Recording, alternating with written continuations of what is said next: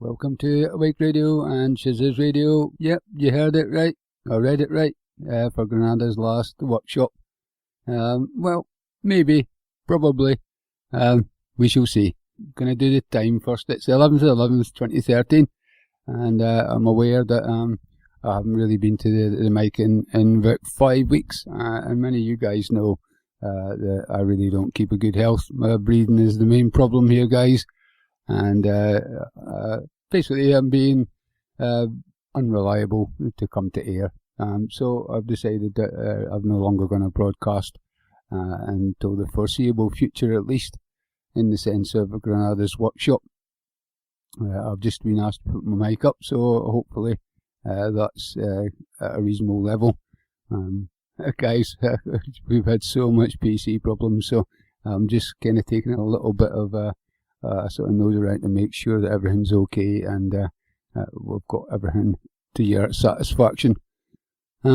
Yeah, so that's basically the deal, guys. I really haven't been able to come to the mic in so many weeks because my breathing doesn't really allow me to do a long period of time, and unfortunately that's just the way of it. And Awake Radio is a lot to do in my life. There's a massive amount to do in my life at the moment.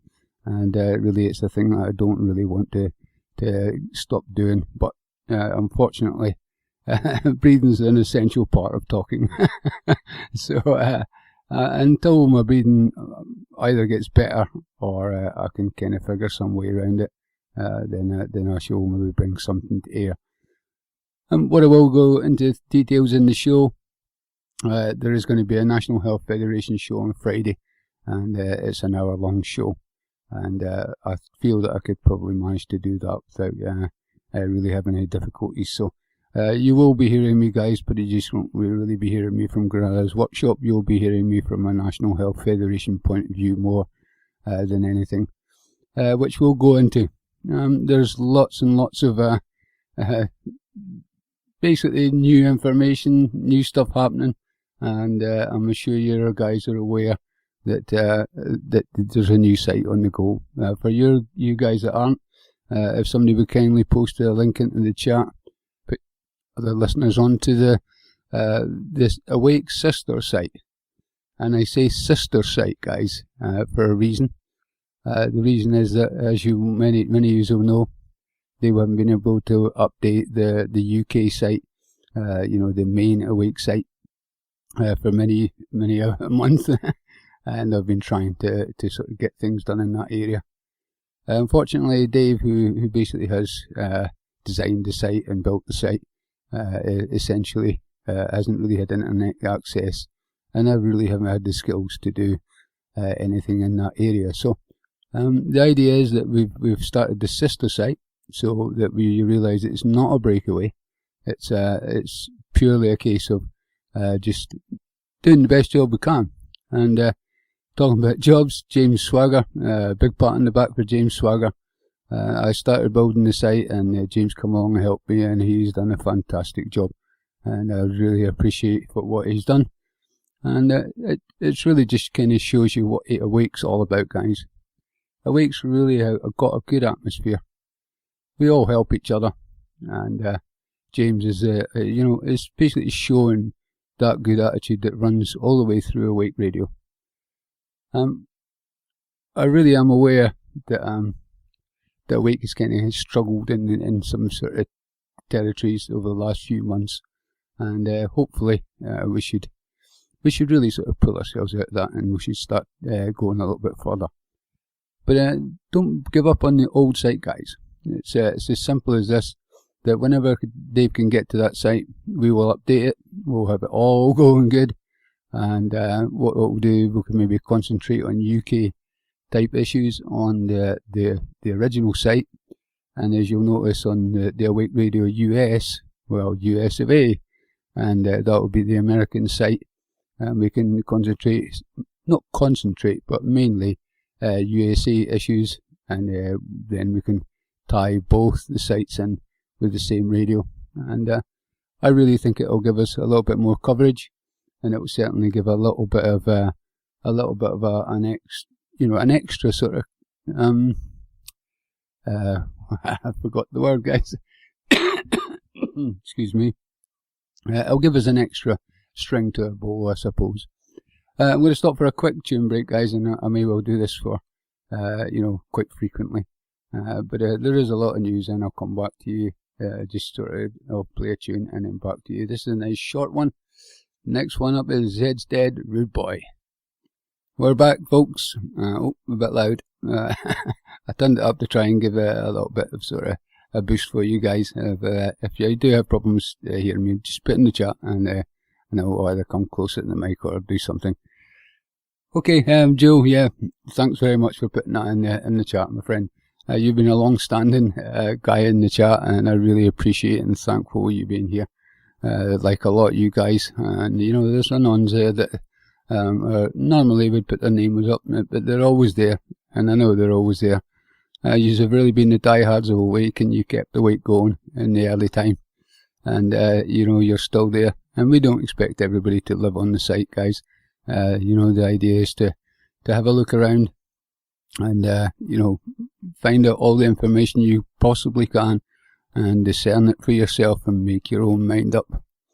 This is what really Awake has really been about, or at least from the time that I've took it over and sort of tried to run it. When I say when I mean myself and Paula and the hosts. We can't do it without the hosts, and a big thank you to all the hosts, and a really big thank you to Paula, because Paula, you've no idea, guys, she does a lot more work in the background than you can imagine. And I know that sounds like very much like a batting session, but I really have to praise a lot of the hosts and the admins and the site, and we really do have a good atmosphere, guys. It's been 6, 7, 8 months on air. I've had very little fallouts, very little problems at the back of the site with hosts, which is rather unusual. We also have a lot of female hosts as well, which I find is rather unusual as well. But Joe's saying, take your time, mate. If I go any slower, I'll be stopped, Joe. But yeah, the back batting session, guys. I really do have to praise the people at Awake, and when I say Awake too, I mean Shazizz too, because those are great guys at Shazizz Radio, and it's great to be partnered alongside them. It really is, guys. They have the same sort of attitude and philosophy that we have. We really just want to get the word out there. We want to do it respectfully and honourably, and let you guys make your own mind up. Really, that's what it's about.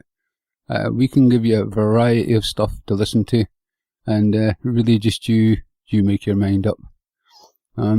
It seems we are getting out there, guys, and if that globe on the right of the new site, for you guys that are not there, somebody can maybe post the link up for guys that's maybe on the old site.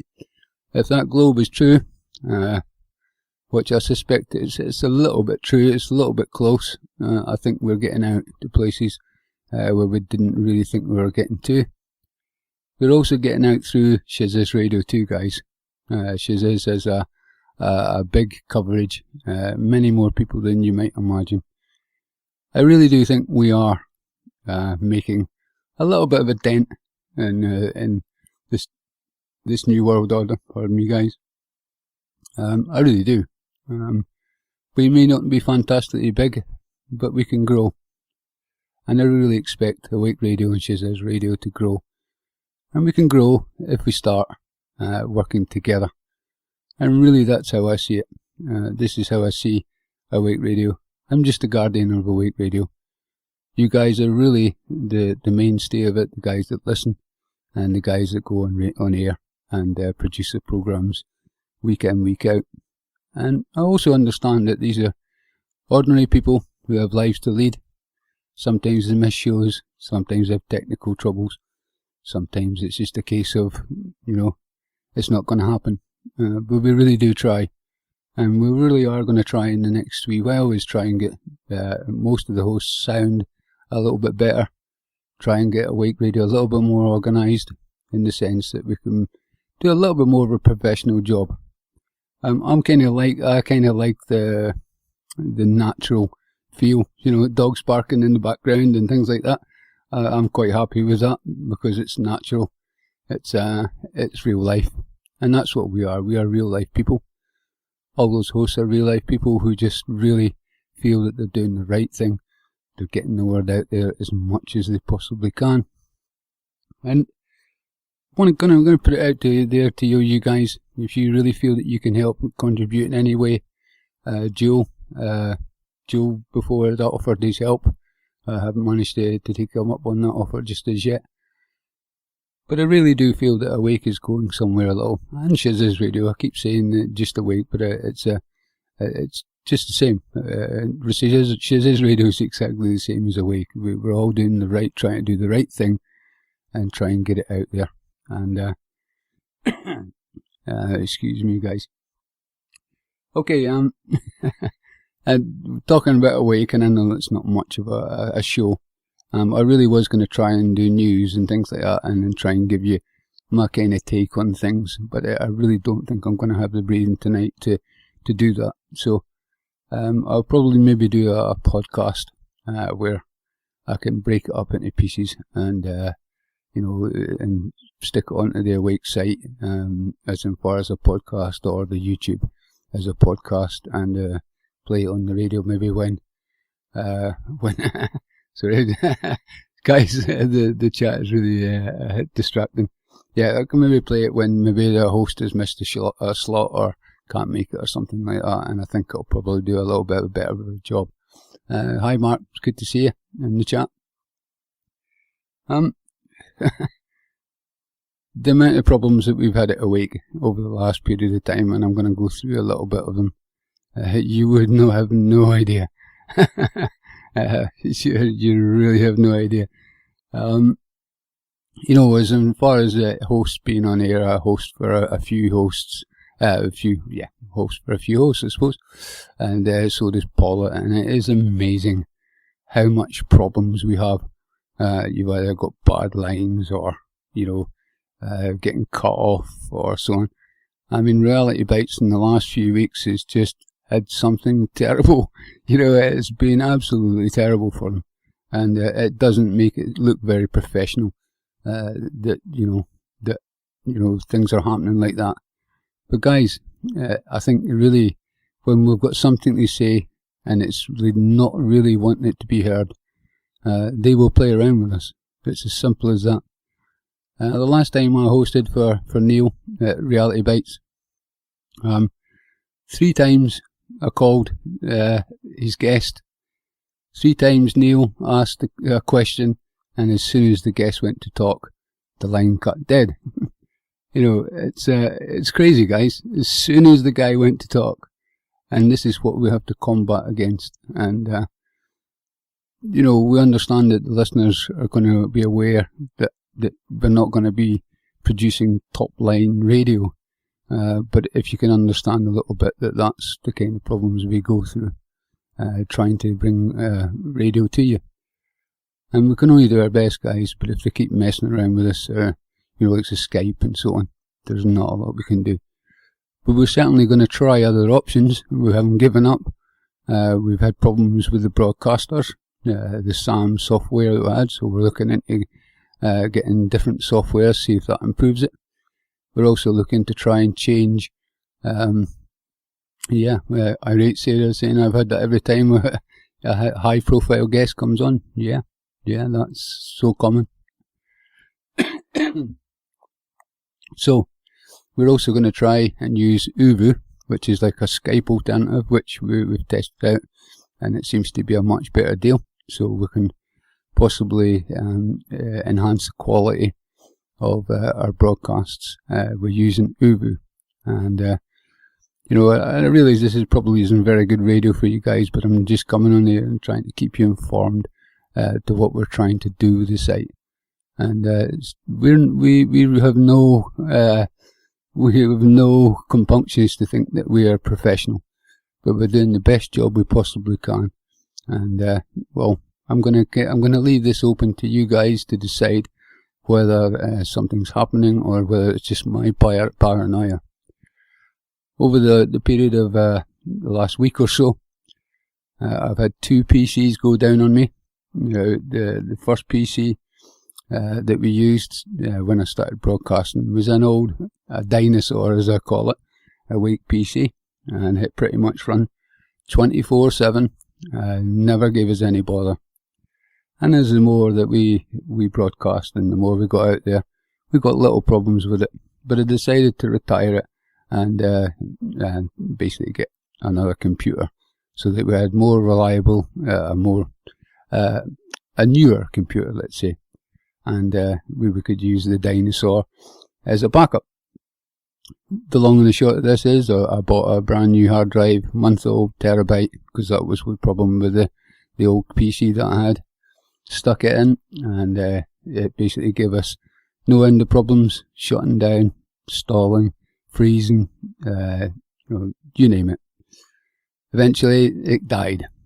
So the old dinosaur Awake PC had only just been unplugged and put on the floor, and basically put that back in. I fired that up. It lasted about a minute and then died. So essentially I have my own personal PC, which I don't use for broadcasting, that had to come into action, and all I had at one stage was just being able to broadcast pods with Awake. I couldn't actually talk on air at one stage there during the week. Also during that period of time, I had no access to the radio stream in the sense of changing it, stopping it, starting it, doing whatever, because somehow or other they managed to stop me getting in there. Also the same with the chat, as far as the Chitango chat, and also for the back of the website. To be in that position where you're kind of vulnerable, is not a good place to be, obviously, and you're kind of out there and you're relying on an internet connection or something like that. It's very, very difficult. So we will endeavour to keep on air as much as we possibly can, guys. They won't beat us, they won't stop us, they won't grind us down. Simple. Now that was last week. I had basically 3 PCs that we could broadcast with. We were down to 1, and we're now back up to roughly 2.5. I have actually got my own PC, and we've got Dinosaur 2. And Dinosaur 2 was an exact same as Dinosaur 1, except it had been in a lightning strike. So it was given to me, and I used parts from Dinosaur 1 and put in a Dinosaur 2, and was up till 4 o'clock this morning, putting it together and trying to get it to run, and eventually got it to run, and that's what I'm broadcasting on now. So it gives you an idea, folks, that we're not going to give up easily. We will be here. We will keep on trying to get on air and trying to put as many people on air as we possibly can. I'm going to take a wee quick break again, guys, and we'll be back soon. I know I'm not doing a very professional job here, but I need a quick break. So, okay, this is Crescent. I Would Stay. Enjoy. Nice, good Dutch band for you. Welcome back to Awake Radio, guys, and shazizz Radio. Just about missed the end of that tune. Too busy looking at the chat. Okay. I was talking about those issues that we had previous, and I'm looking in the chat here. Mark saying all sorts of audio, what sort of issues you had. There's not a lot you could do in the software side of things when just to get the black screen of death, and they just won't do anything. So it's we just try our best, and I mean, if computers go down, they go down. We'll just buy another £100 special and fire it in there. I'll keep on doing that, and this is part of the reason why the new site too, because if one site goes down, we have the other, and it really gives us an alternative to we always have that alternative to go there. Say the same when I interviewed James Rink. It cut me off completely in the hosts, so we recorded the show without anybody be able to hear it. Well, we've never come to that level as yet, but certainly I think it will come eventually. That we'll probably have to do that on some occasions. I was telling you about the problems we had essentially I knew that I couldn't get into those places, and the passwords were auto-saved to get into those places, if you like, and I showed Paula that we couldn't get into them on a shared screen, and just gave it one last try, and managed to get back onto the stream and various other things as she was there. So she actually seen for her own eyes that even though it was the right passwords and so on, it wasn't going to let us in. So I really don't know what we could do about that kind of thing either, guys, to be honest, because I'm really not a PC person at all. I'm just learning fast, and this is one of the things with James helping me with the site, that I'm able to update the site and do things on the site, and I've learned an awful lot. Being a radio host and so on, I've had to learn so many things. Essentially, I really wasn't a PC person at all, and now I'm sort of chucking bits of old PC together and getting them to work. You have to learn how to broadcast, and you have to learn how to edit, and then you have to learn how to do YouTube videos and edit videos and so on. So a great big learning curve, and we're kind of getting there. And I really don't mind being here at Wake and doing this, because this is the thing that I want to do. I want to try and do the right thing, and I want to try and get the word out, and I want to try and give everybody a platform to speak from. So we just have to learn, and we just have to keep overcoming the obstacles that put in the way, and just keep on moving forward. Yeah. Good to see Jim in the chat. Last show, I'm afraid. At least, I said maybe, possibly, likely. It's over the last period of time, I've had basically a hard summer where I kind of wore myself out a little bit doing some stuff, and got throwing myself off motorbikes and breaking my collarbones and that kind of stuff. So the body's just kind of feeling it a little bit, and it's not having a real chance to recover. And I'm going to try and spend a little bit more time looking after my health and trying to do things. Not that I don't look after my health anyway, folks. I mean, I do so many things, it's unbelievable. And I will come to a point in that. In fact, Jim there, Jim actually brought up a wee thing that stearic acid, and had a wee look at it, and so. And I have another wee thing that I found out after that. But I highly respect Jim. He really puts good links up there, and I usually say that every time we get on the show. And I really don't know him, guys. I just know that what he puts up there usually is very, very good info. And like the best of us, we really have to discern as much as we possibly can. So I'll touch on that a little bit later, Jim, and listeners. As I say, it's a minefield out there, and we can only just keep what we're doing, keep pushing forward, keep getting the word out. We know we're doing the right thing. It's as simple as that, really. And right, I kind of got point notes here, guys, that I'm trying to sort of maintain a sort of non-rambling effect. But I kind of like talking to the chat, to be honest, because it's interactive, and you kind of get a feel for what's going on. So until I get my kind of train of thought again, another little bit of news for you guys. This is some weeks ago now. I had a message from Pondy, an old host, and a favourite host of Awakes, and a really, really good guy, nice guy, and we all know that he was going through problems with his family and stuff like that. So it was really good to hear from Pondy. And the little bit of news that I can give you is that Pondy's actually staying in the countryside. He seems to have a little place somewhere, and he's living off the land and doing little bits of work for farmers and bits and pieces, and seeing his family.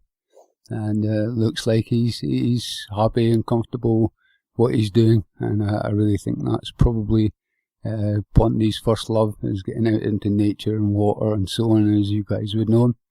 And he also was in contact about a month ago now, and he basically hinted that he had lots to tell me and that he might actually do a show.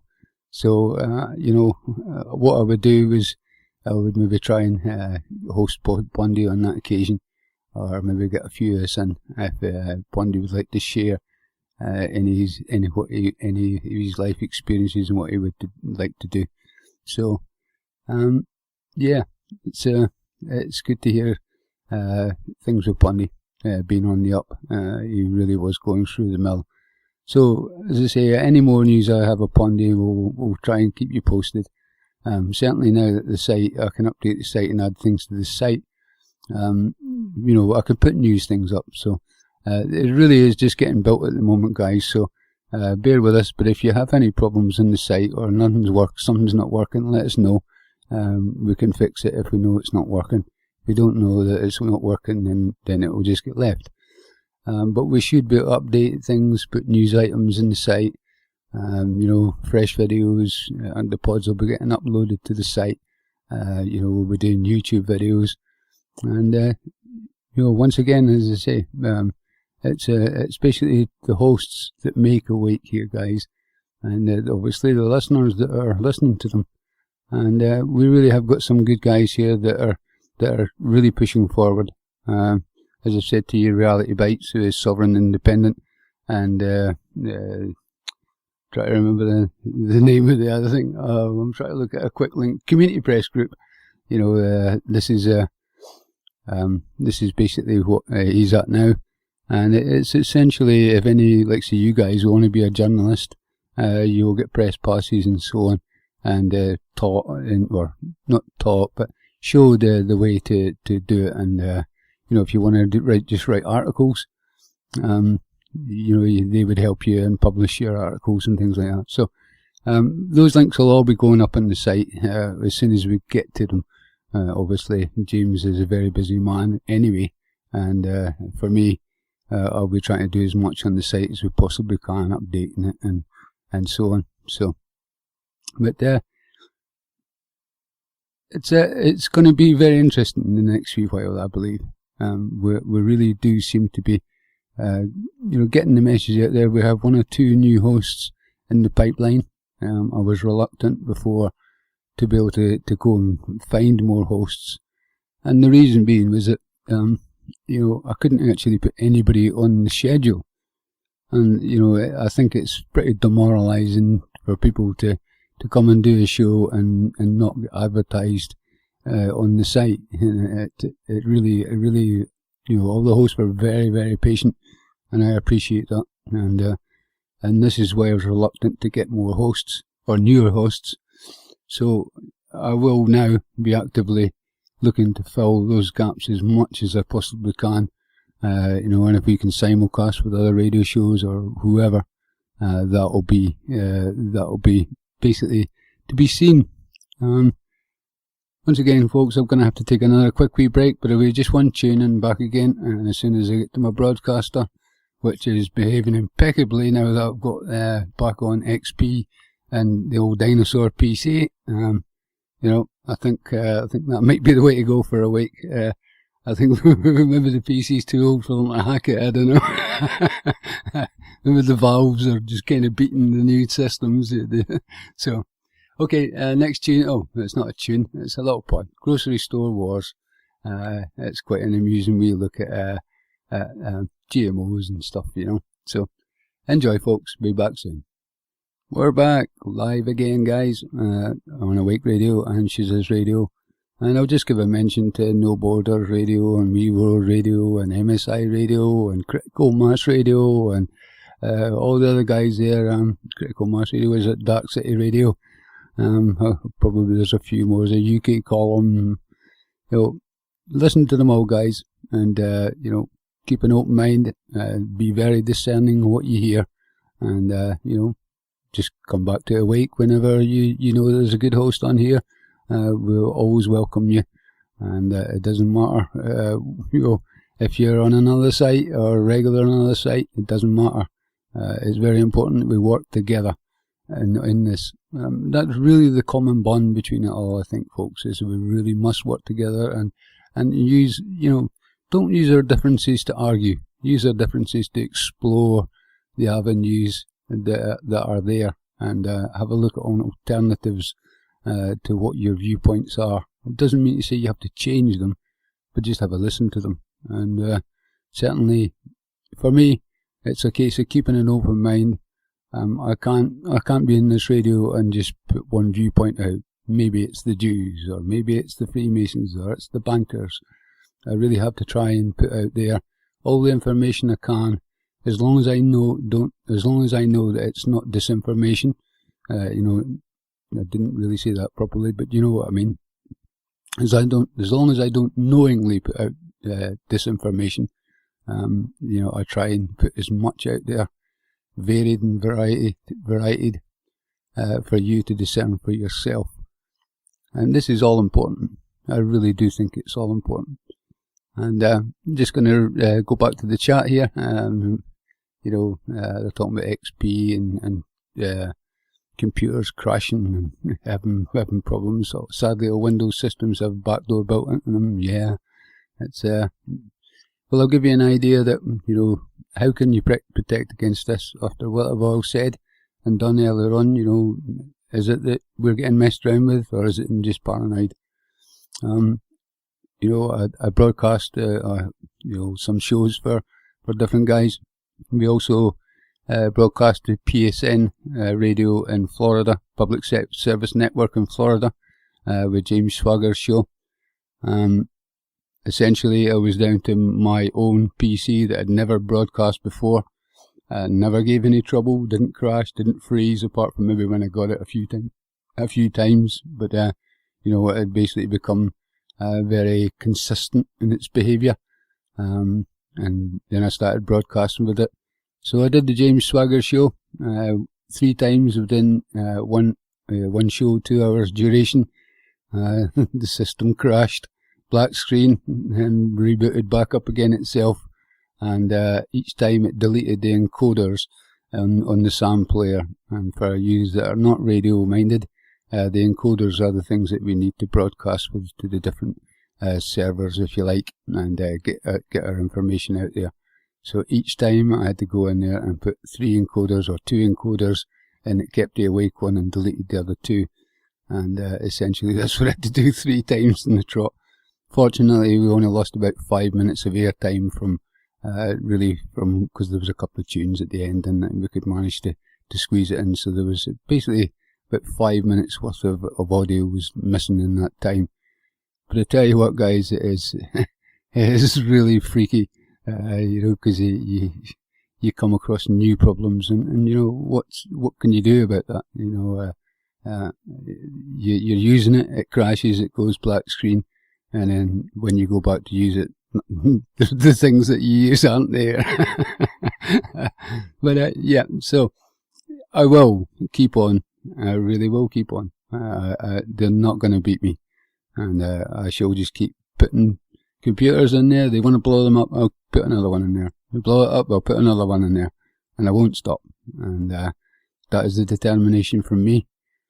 I don't really want to sound like I'm, you know, death's door and, you know, ill, and you know, want you to feel sorry for me.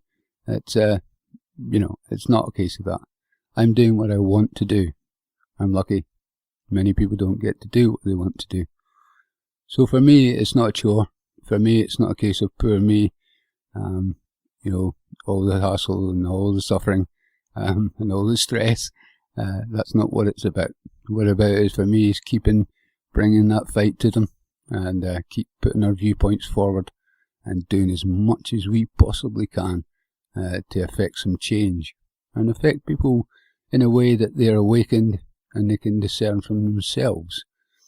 Because that's our problem, is that people are kind of asleep, and they just take it what the media says, or they'll maybe come into the truth movement and they'll just take what is said as gospel.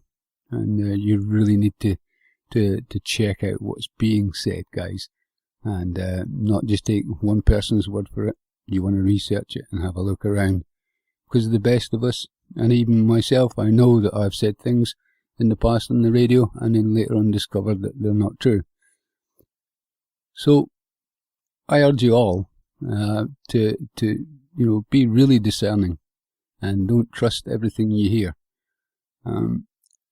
Amongst all those computer problems, guys, we have had other troubles as well. There's just so much goes on with the radio, guys, that you don't see or hear. And I'm not going to bring this issue up to you to cause more animosity. This is not what it's about. It's the reason is to bring this up to give you an idea of what the truth movement really is like. There was an issue with one of our shows with Andrew Norton Webber and Chrissy, and Chrissy obviously was hosting the show, and Andrew Norton Webber said some things about Santos Bonacci, which weren't very respectful, but he was giving his truth. These words were said by Andrew Norton Webber, and unfortunately Santos took grievance to what was being said. He has stated that he's not going to come onto any radio station that has any pods of Andrew Norton Webber. I keep going to say something else there, but or intends to have them on their station in the future and like that. In my opinion, Santos is wrong, and only it's my opinion, guys, in the sense that Santos should really come back on the radio and defend his position. Awake Radio did not say it. Andrew Norton Webber said it.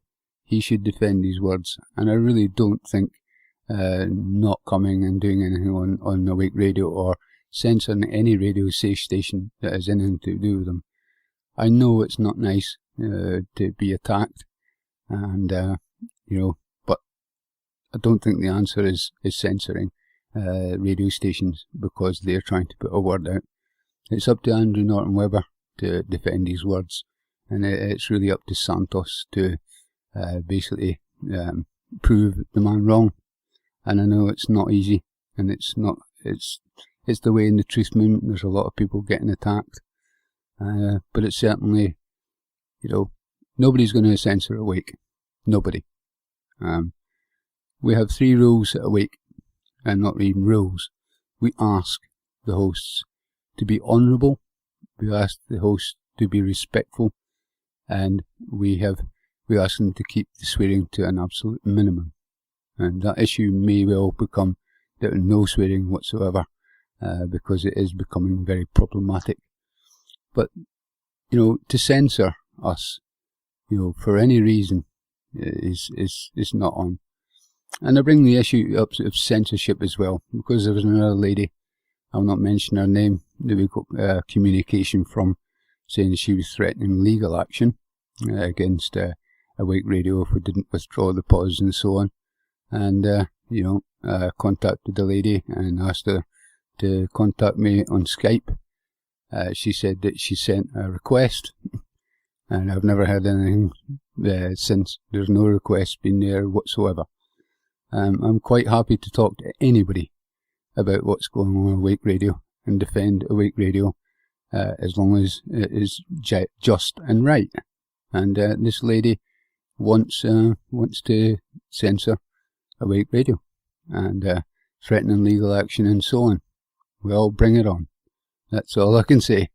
That's for me. You're not going to censor us. You won't. It's as simple as. Everybody has a choice. They come on air, they say what they want to say, and I really urge people that do come on air is be ready to defend what you're saying, because if you're not, then you're going to get a hard time. And Awake, we can be honourable and respectful and still be hard-hitting, and really it's a case of just having to defend yourself if that attack is against you. But if you're just and right in what you're saying, you should have nothing to fear. And I can't guarantee everything every host says on Awake is going to be right, as I've said earlier on. So, sorry, the chat always distracts me. But yeah, that's what Awake's all about. Isn't that what all the truth movement's all about? Is kind of freedom of speech, you know, given that side that doesn't normally be heard before, you know, putting out what you know, what you know to be right, or what you think is right, or what your truth is. I think that's what the truth movement is. Unfortunately, it's not in many cases, but certainly we really have to just try and do our best. Okay, back to another little tune break, guys. Didn't make it quite in time. Right, back again. I'm really sorry, guys. I've not been very professional tonight. Okay, there's just be a wee jingle and The Dream by oh dear. Hang on, I've got shazizz calling as well. So guys, I'll go to a tune and I'll bring shazizz in maybe and see what goes. So it's a wee jingle and The Dream. Welcome back to Awake Radio and shazizz Radio, and in the time that we've just been on air, I was talking about my PC just went blue screen on me, and just as shazizz was calling, so I was just switching over to the main dinosaur PC for broadcasting, so they just missed us. So welcome, shazizz. I'm glad to have you on the show. Well, glad to be here, brother. I was listening to your show, and I'm here to be your backup man. Yeah, well, I've just turned you down a little bit there. You're kind of into the red as usual. Yeah. I'll try to scoot back from my mic a bit. How's that? Yeah, because it's kind of getting the balance between the two of us. So yeah, I got a really powerful mic. Yeah, yeah. So. Yeah, I was just saying that the listeners out there, I hope they understand, like you was talking about, there's a lot of stuff that goes behind the scenes to do what it is that we do. And for the host out there, I hope that they understand that we've been given a really valuable tool and provide a really valuable service to a lot of people around the world. We're able to meet people we otherwise wouldn't have never met, and we're able to pass on information. And so with that comes a little bit of responsibility, such as the cursing thing, because if we're going to have a lot of listeners, then we need to try to be respectful of those listeners who aren't into such things. You know what I'm saying? Yeah, exactly. It's I think the issue of the bad language on the radio, it's natural.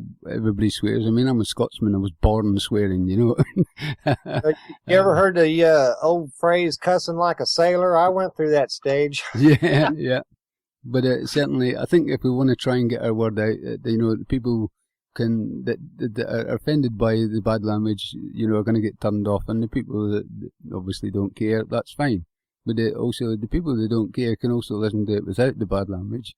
So we can get the 100% of people rather than just the 50% of people, let's say. Oh, I agree 100%. It's just, my grandma used to say all the time, you get more bees with honey. Yeah, that's it. Can I just interrupt for a second? She says James Swagger and Michael Stevens seem to want to come in the call as well, so I'll pull them in if you're happy. The original one, right? Just had a pilot. You're live in here, guys. Oh. We're live in the air? Yep.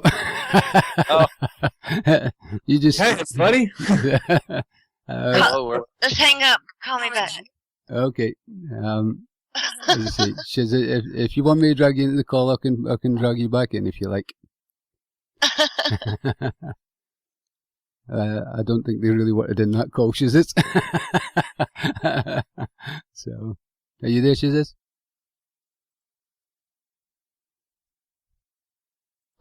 Are you there? Yeah, I'm still here. Oh, yeah. I don't think they wanted in the call, didn't realise we were on air. Are we on air now? Yep, we're back on it. We're on air. We've never went off air. That's real life getting in the way. Wait, maybe to get Michael Stevens and them on? I'm not sure. I think they called just to have a conversation rather than to appear on air, which I thought they were phoning to come on air. So, but, yeah. So, but yeah. No, it's we have a really awesome opportunity here, and for us to not respect that, with one another, we always, you and me, from way back whenever we were on a different radio network, we always went by the motto, we can agree to disagree in a respectful manner, and that seems to work out pretty well for us. Yeah, for sure. I think we think the same in respects of the radio stations and what we're trying to achieve. And certainly, I think when we have disagreements, you could have a disagreement and discuss things and see an alternative point of view to it. But it doesn't mean to say you have to accept that point of view, in my opinion. Well, and that's something else we always said. Don't believe anything we say. Go out and do your own research. That's what we want people to think outside the box for themselves and not, just fall for anything said, But with that said, we try to, at least on our shows, bring what we believe to be truthful and quality information to people because, like you said, we're on the same mission. We got the same goal. We want to make the world a better place. Yeah. And I think that people are inherently good. I really do think that people are inherently good. It doesn't mean to say there isn't bad people in the world, but I think people are inherently good and want to help each other. And I think we are of like minds, shazizz Radio and Awake Radio, and I think we can push that angle forward for us to accumulate those kind of people, I think. I agree with you 100%, brother. But I mean, the hosts that are on shazizz Radio, I mean, they're great guys, and I see what they do, and they really want to push the positive. I like the positive myself, but I believe there's a balance in life, and it all comes down to balance. And being positive, you can't just be positive all the time. Sometimes you've got to point it. I agree with with the world in the state that it is today. We unfortunately have to talk about negative things in order to try to push the positive. Because it's out there, like it or not. We're essentially in a war for freedom and justice and all that's right. And if we don't talk about some of the negative, then we would already made our goal, I'm pretty sure, because everything would be positive. Yeah. I mean, for me, my radio shows, which is really kind of by the wayside now, is, I was learning a lot of things since 2008 when I become awakened to a lot of stuff. I mean, I've taught myself, growing food, gardening and stuff like that. I keep chickens, which, unfortunately, I think the fox got 7 of my chickens today. They all went AWOL, so, that's nature, but the chickens have a great time, the free range here, they have a good life, so unfortunately the foxes probably had a good dinner today. But, more what I was talking more is the things that you have to learn. This is what this process of becoming awakened, I think, is learning, and, Oh yeah, and there's another added benefit to Awake Radio and all the different networks that are intertwined with us and rebroadcasting and so on, is that right now we're probably in the golden age of technology as far as we have access right now to such a vast amount of information, and sometimes it can be overwhelming. But if used right, me and a friend of mine from Australia and another friend of mine from the United States, we sat down and solved a problem within 15 minutes. We have not just my research, but we have your research, the knowledge that you've learned via all the research that you've done, combined with mine and others that come on these radio shows. You can't beat that. I mean, a lot of things I couldn't accomplish without a lot of the other folks out there that I see on YouTube, and I'm subscribed to their how-to videos or whatever. But if we use this resource at this time in history, we can only do good things for the world as far as I'm concerned. What do you think? Yeah, for sure. It's one of the things that I really would like to put out to the listeners there.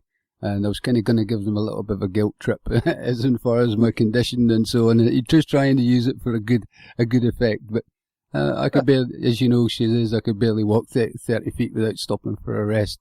And And brother, I wished I could do something to make you feel better because, to me, you're like gold, and I sure as heck wouldn't want to do without you. well, I'm working on it. I certainly haven't given up by any means. And but my point being here is that for as unhealthy as I am, I'm trying to put everything I can into putting that word out there and getting moving us forward in this construct, because it really comes down to us. It's up to us to do something, and it's up to the listeners to do something too.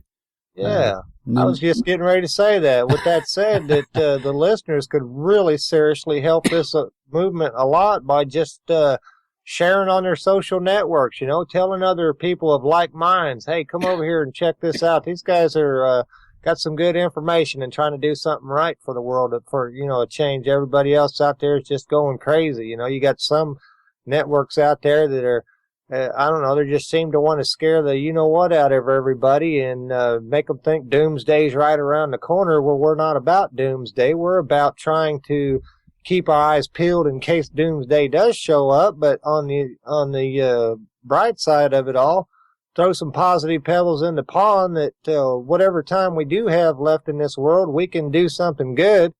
You know what I'm saying? Yep. I mean, you say that often, the positive pebble in the pond. And that's a great saying. It's back to the thing of throwing a positive thing once in a while to keep us going. If you hear doom and gloom constantly, you just get down and you become disheartened with everything. And that positive pebble for me is essential. Yep, I agree. Because all of us, you've felt it, I've felt it, and I'm sure that the majority of the hosts on all these networks have felt it. What am I doing this for? What's the purpose? I don't seem like I'm getting anywhere, but we really are. If we just help one person off of the side of a bridge or something, that to me is worth all the hard effort for all the years that we've been at this. Yeah. Well, I've said that if I could stop one person taking a vaccination or something like that, then I've done my job, and I think I've achieved that on a couple of occasions. And although that's a very small, ambition to achieve, I'm still pushing on, and I'm still hoping to affect change in other areas. But even that's worth it to me. Yeah, but here's the thing, Steve. If you save one, and I save one, and Muddy saves one, and Mike saves one, and Paula saves one, and James saves one, and all of us, see, the numbers, it's like a piggy bank. It just continues to add up. Yeah, exactly. That snowball effect is what we're looking for, I think. Yeah, I agree. And the listeners to all over the world can help out if they believe in the cause as well as we do. They can help out just by sharing the information with their friend. That's all we ask. Just if you like what you hear, go tell somebody else you like what you hear, and maybe they'll like what you hear as well. Yeah, that's it. I mean, and for the host out there, you have a great responsibility. Sitting in front of a microphone is cool and everything. And you get to speak your piece. But you got to remember, you're talking to the world. You're not just talking to a couple guys down the street or whatever, your buddies. And so, with that said, talk to the world like you'd talk to your mama. You wouldn't want to go foul-mouthing your mama, would you? Yeah, that's it. Yeah. Well, I'm not going to say anything here. This isn't what we agreed. But you've said to us, you've said that we were going out to 30-odd networks, and we have a lot of listeners, which, as I said, I'm not going to repeat the figure. And I realise that your network is going out to an awful lot of people, and that globe that we just put on our site, I don't know how accurate those globes are, but if those globes are even half accurate, we're getting out to a whole lot more people than we imagined it awake to. Yes, you are. Believe me, those globes are accurate. Are they? Right. Oh yeah. Because we have no way of checking our figures to what kind of listenership we have, because it just lies to us. It's as simple as that. Well, I tell you, I watched the numbers on my side, and I've shared a few with you, and I'm telling you, on certain deals, the numbers just go up, and they keep going up, and then, in an instant, somebody could drop a F-bomb or an A-bomb or S-bomb or whatever, and these networks that are rebroadcasting, they'll just pass us up, and it's a shame because a lot of people, miss out. Yeah. And To me, it's not worth it. I'm trying to, if I'm going to spread positivity in the world, I don't want to throw trash with it, Yeah. I mean, I think in all my time on air, I think I've maybe swore twice or three times on air. And Well, I'm guilty too. yeah. I've cost us some numbers because I've got riled up a few times. Yep. We're all human. Well, that's why our policy at Awake Radio is that you keep the bad language to a minimum, because we understand that people get passionate. And, Yeah, because those guys out there that have the bleep button, they don't mind hitting it once or twice. But if they got to sit there every 2 minutes and hitting it and holding down on it, mm-hmm. they'll just go on down the road, because there's other good content out there. There's so many people talking to the world, and there's so many people that want to hear the world speak. And believe me, folks, people really want to hear what you have to say. That's why we keep inviting you on the shows all the time. You have a voice here at Awake Radio and Shazizz Radio. Yeah. It's an amazing thing, man. I'll just put out this as well. Guys, if you want to slot on Awake Radio or Shazizz Radio, it's free of charge. We basically, what you've heard this evening in the show, is we just ask you to be honourable, respectful, and keep the swearing to a minimum. You're not censored in any way. So if you feel that you have a show on you, which is just even one show, there's open mic night, and if you fancy doing it on a regular basis, then we can certainly accommodate you for very, very little money in the sense of what you have to buy. Essentially, if you have a PC and an internet connection, you're pretty much there. Yeah, and all you need is a decent microphone, and you're ready to roll. Yeah. Just remember, when you talk to people, you think you're only talking to a few people because you might see the numbers in the chat rooms look a little small here and there, or whichever one you might be on. But there's a secret behind all that stuff right there. Those folks are just members of each one of those particular websites or networks. But that's not everybody that's listening. There's codes after codes on all kinds of different websites. There's other networks out there that go around and pick up streams that have good content, and they do it all day long because it's cheaper to get one of our streams than it is to pay somebody else to do it. You know what I mean? Yeah, that's it. And we got good stuff. Well, that's it. It's your content. If you're giving interesting stuff out, then people will tune in. If you're just talking about junk, then people will just tune out. There's no doubt. That's the way it works. Yeah. It's essentially we're in the information business, but we're also in the entertainment business as well. And so, if you go bore somebody to tears talking about all the equations in the world and every type of mathematic under the sun, and they've fallen asleep, they're not going to stay there and listen to you very long. So every once in a while we get a little lively. That's all part of it. We're just trying to talk to our brothers and sisters around the world as if we would be talking to them if we were standing next to them. And we do it in a respectful manner so that they want to come back and talk to us again. Yeah, that's it.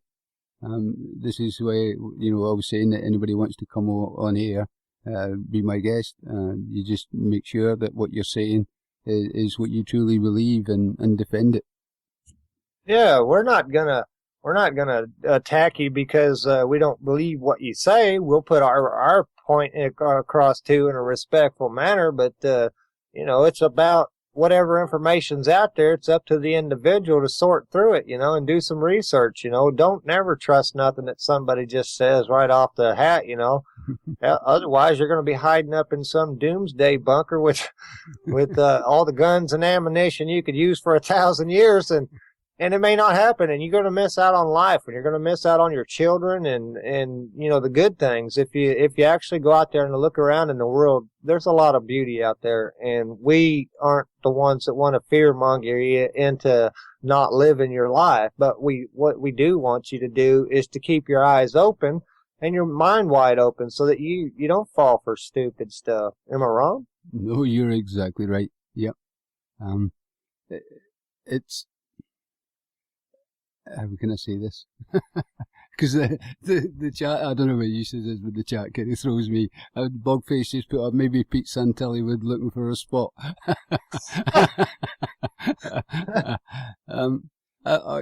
Sorry, I would just like to comment on this. Guys, a lot of the guys that you see on the internet aren't on our side. Or if, they are there, they'll tell you 80% of the truth and 20% not. And that 20% is enough to lead you off the beaten path. I don't know if Pete Santelli is working for the FBI or not, but I'd certainly keep it in the back of my mind, and I'm sure probably some of what he says is true, but it's back to discerning for yourself again. And this is what you were saying about listening and just sort of making your own mind up. Yeah, exactly. That's the most important thing, because, we could all jump in the box together and we could all think alike, but there's no freedom in thinking alike. You want to think for yourself. You want to think outside the box. That's when the greatest artistic and the greatest innovative inventions come about, and listening to others from all over the globe. I mean, come on, folks. We've got it made. We have really got it made. If you're sitting there on a computer right now or driving down the road listening in on your iPhone or radio, you're doing good. You got access to some really good information, some really good folks. And you don't have to believe everything you hear, but, check it out. If we're wrong, come on air and talk it over with us, because in the long run, that's what it's all about. It's about giving everyone a platform for which we can come together and we can clean this messed up world up, Yeah, that's right. Oh, that kind of gives you an opportunity to talk about something that I was going to talk about earlier on, and it regards Jim UK in the chat. Now, I highly respect what Jim puts up in the chat there. He puts lots of good links. He's helped me with my condition, and I'd certainly checked those links out and learned a lot of information. So, this is not to put Jim down or anything like that, but we all kind of find out things and understand how things work. So, Jim had said to me, he said in a post that, a lot of your vitamins have got stearic acid in it, or magnesium stearate, which is essentially stop the tablets sticking together during manufacture. But it turns out what stearic acid does is attacks your T-cell walls. So, what good you think you're taking with your vitamin, you're probably doing the same kind of damage with the stearic acid. So, the best advice I could give on a scientific portion of that right there is that, when you see information like that and you bring it to light, let us use our power and start researching it. Let's find out. Yeah. Well, this is what happened, and it led me on to another bit of information that was basically disappointing for me, but it's certainly another bit of information that will impart to the listeners in a second. But Jim had said about the stearic acid and stearic acid, yeah. And I decided, all right, and I looked at my vitamin C capsules or whatever, stearic acid, right, need to get rid of that. So I thought, right, we'll get pure vitamin C, which is ascorbic acid, is commonly known. So there's some stearic acid because I looked at some research. New Zealand man, basically high dose intravenous vitamin C, had been cured, and he was on his deathbed essentially, and survived. So I thought this would be a good idea. So I bought myself some ascorbic acid, vitamin C as it's commonly known, and no sooner as I'd bought it, I seen a post, ascorbic acid isn't vitamin C. So I did a bit of research into it, and I found that it's only 1/8 of the natural, it's a synthetic version of vitamin C, and it's only 1/8 of the the vitamin C vitamin, if you like. So it's not a full vitamin C. And then I discovered that it's made from corn, which is GMO. So all those things that you eat, like your cereals that have added vitamin C, your drinks or so on, are basically being added by, it's a GMO product for starters, and it's not vitamin C, it's only 1/8 part of a vitamin C. So Jim telling me about stearic acid ended up leading me to the ascorbic acid, vitamin C, and then I ended up finding out that this is not so good for you. So I think what happens in the pharmaceutical industry is they're giving you vitamins that aren't really going to help you. So when there's studies come up that you've taken vitamin C and there's no benefits, yeah, that's true, because you haven't eaten natural, pure vitamin C. Well, and I think that's the reason why they dumb down the community as far as the health food people. You know, like they can't put any claims on the side of natural remedies or anything like that because of the way that the Food and Drug Administration and all the different people that regulate medicine and all that kind of stuff. And so there's a lot of really good natural stuff out there that's non-synthetic that is getting passed by. You know, it's overlooked, and you know, like I said, you get a vitamin from a corporation and they got a synthetic version of vitamin C. That's not nature, you know. Yeah, that's right. I mean, this is the avenue that I'm now going through. I was taking magnesium vitamin tablets and various things, zinc and so on, and now I've pretty much looked at all the things that I can get naturally through, say, selenium through Brazil nuts, or magnesium through pumpkin seeds and so on. So that's my train of plan of attack now. Yeah, and you can get some vitamin C out of oranges. Yep. It's really, I think it's the only way to go, guys. And this is part of the problem in the truth movement as well too. The likes of the NHF, which I'm a great big supporter of.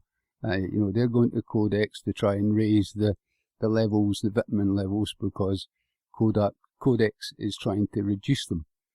And good-hearted people are going and putting their weight behind this to keep the vitamins and the vitamins and minerals industry going, because they are good for us, but they're only good for us if what you're buying is healthy for you, not what the pharmaceutical industry are passing off as good vitamins.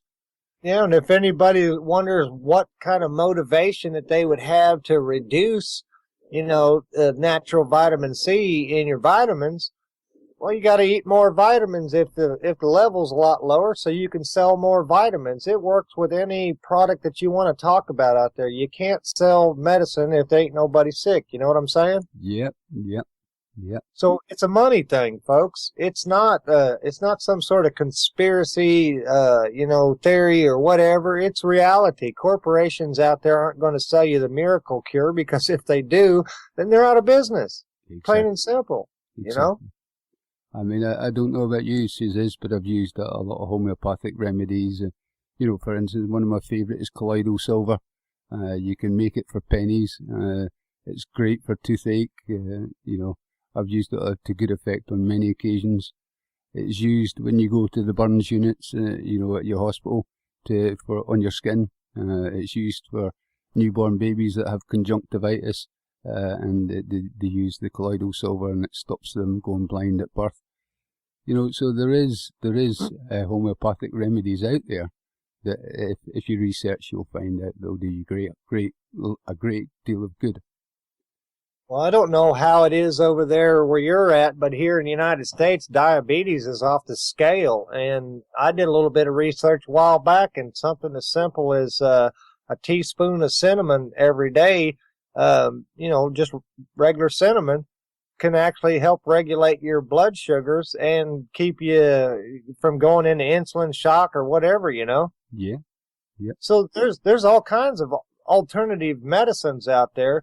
But folks have to understand, the companies out there aren't going to tell you about them. And if they do sell you a vitamin that says it's got, vitamin C in it or whatever, they're not going to make it the most potent possible because they want you to be able to, instead of having to take one, take 2 or 3 or possibly 4, Yeah. That's how they make their money. That's right, yeah. I don't know if you've ever tried this little thing yourself in your cereals. The cereals that have added iron. I'll give you a little experiment for the listeners out there. Is get your cornflakes or whatever they are and just put some water in them and just soak your cornflakes and leave them there for a few hours till they go mushy and horrible. And then once you do that, go to the bottom of it and you'll find that there'll be lots of iron filings. And if you actually have a magnet handy, you can actually pick up all the iron that's in the bottom of the plate and stick to your magnet and you'll realise what you're eating. And that's your added iron, guys. Yep. There's a documentation out there that's put out by the Food and Drug Administration. I'm not sure what their website deal is, but you can actually look where they say how many parts per whatever parts per million. I'll just say that, but how many parts per whatever unit they use, grasshopper legs, so to speak, that could actually be in chocolate or whatever. There's this. They have a list of how much is acceptable before they'll actually feed. They won't feed it to you anymore. You'd be surprised what's on that list. Yeah. Yeah. If you read the list and you took it all to heart, chances are you probably wouldn't eat anything that wasn't cooked in or raised in your own yard. Well, that's what we do. We tried to do. My health is now failing, so I can't grow as much. But this is why we've got chickens and so on. We're on 2 acres of land, which is just our absolute heaven. And my partner here, I love her to bits. She's my soulmate, and we just have a great time here. And we have the animals that are around us, and they're all happy. And we have 4 cats and 2 dogs, and we had a great big bunny rabbit at one time. That I think the fox got the bunny rabbit as well. It was free range, and it's eating healthily and learning that things like dandelions are good for you and nettles are good for you, and so on. And obviously, growing your own food, it's clean, it's fertilizer free, if you like. You want to do a bit of really interesting research, go back and look at the native Indians from all over the different parts of the world and see what they used back then for cures. And match up the life expectancy of them back then and the average person today. You would be surprised, the closer you are to nature, the more healthy you're going to feel. And you can do a basic experiment just by getting out of the city and going out to the country and spending about a week and see how good you feel out there with the fresh air and not all the crazy radio waves flying around all day long. Yep. It makes a difference. Yeah. Nature is the best teacher that you're ever going to find. Yeah, I would agree with that totally. Which brings me to an interesting wee thing, the subject that I came across a movie during the week and I actually put it up on the new site, but it was taken down by the time the site went live. It was called Grounded, and essentially it was just grounding yourself to the earth, if you like, whether that be through a little bit of a wire or whether that was just going out and walking in the soil with your bare feet. And it was amazing the amount of people that had started healing just because they were doing that. Yeah, and I know you probably heard me say it on my show once in a while. I told people, try it. Just try it once or twice, a week or whatever. Go out there, kick your shoes off and stand in the grass and look around you. And you will be amazed at things that you will actually notice that you never noticed before, Life has got so fast-paced that people are running around, they're stressed out, they're depressed, they're trying to keep up with a system that is just beating them toothless. And, you got to get in touch with nature. You got to get in touch with yourself. Walk out there in your yard in a nice spot and stand there barefoot in the grass and just breathe in the air, And if you live in the city, go out in the country and try it. Yeah. Sorry, I'm distracted. You caught me typing. Sorry, I'll reply to that. In fact, I'll just reply. Bugface and that's talking about apple cider vinegar, and they're going to buy some. You really want to buy apple cider vinegar that has the mother. So if it's very cloudy, that's the one you want to buy. It's I don't know if you know about vinegars and apple cider vinegar, and it's very good for things like gout and so on. Oh yeah, it's good for you. Every once in a while, I get a really terrible bout of heartburn, and I thought they was crazy when they first told me, but they said take a couple tablespoons of white vinegar, and it would take away your heartburn. You know, of course, vinegar is kind of acidic. Yeah. And I thought, well, you know, that don't sound right, but I tried it and it works. Whenever I get a terrible case of heartburn, I go take me some white vinegar, and in a short time, it's gone. Yeah. Well, strangely, you should say that because Pondy had a guest, and I forget his name at the moment, but he was into fermenting these foods and this type of stuff, which is a lot of vinegar based. And I posed the question, you know, would it not make your blood acidic? And he says, no, it actually works to the opposite effect. It actually balances out the acidity, which is essentially what you're saying. Yep. So see, here's some solutions. It's right here.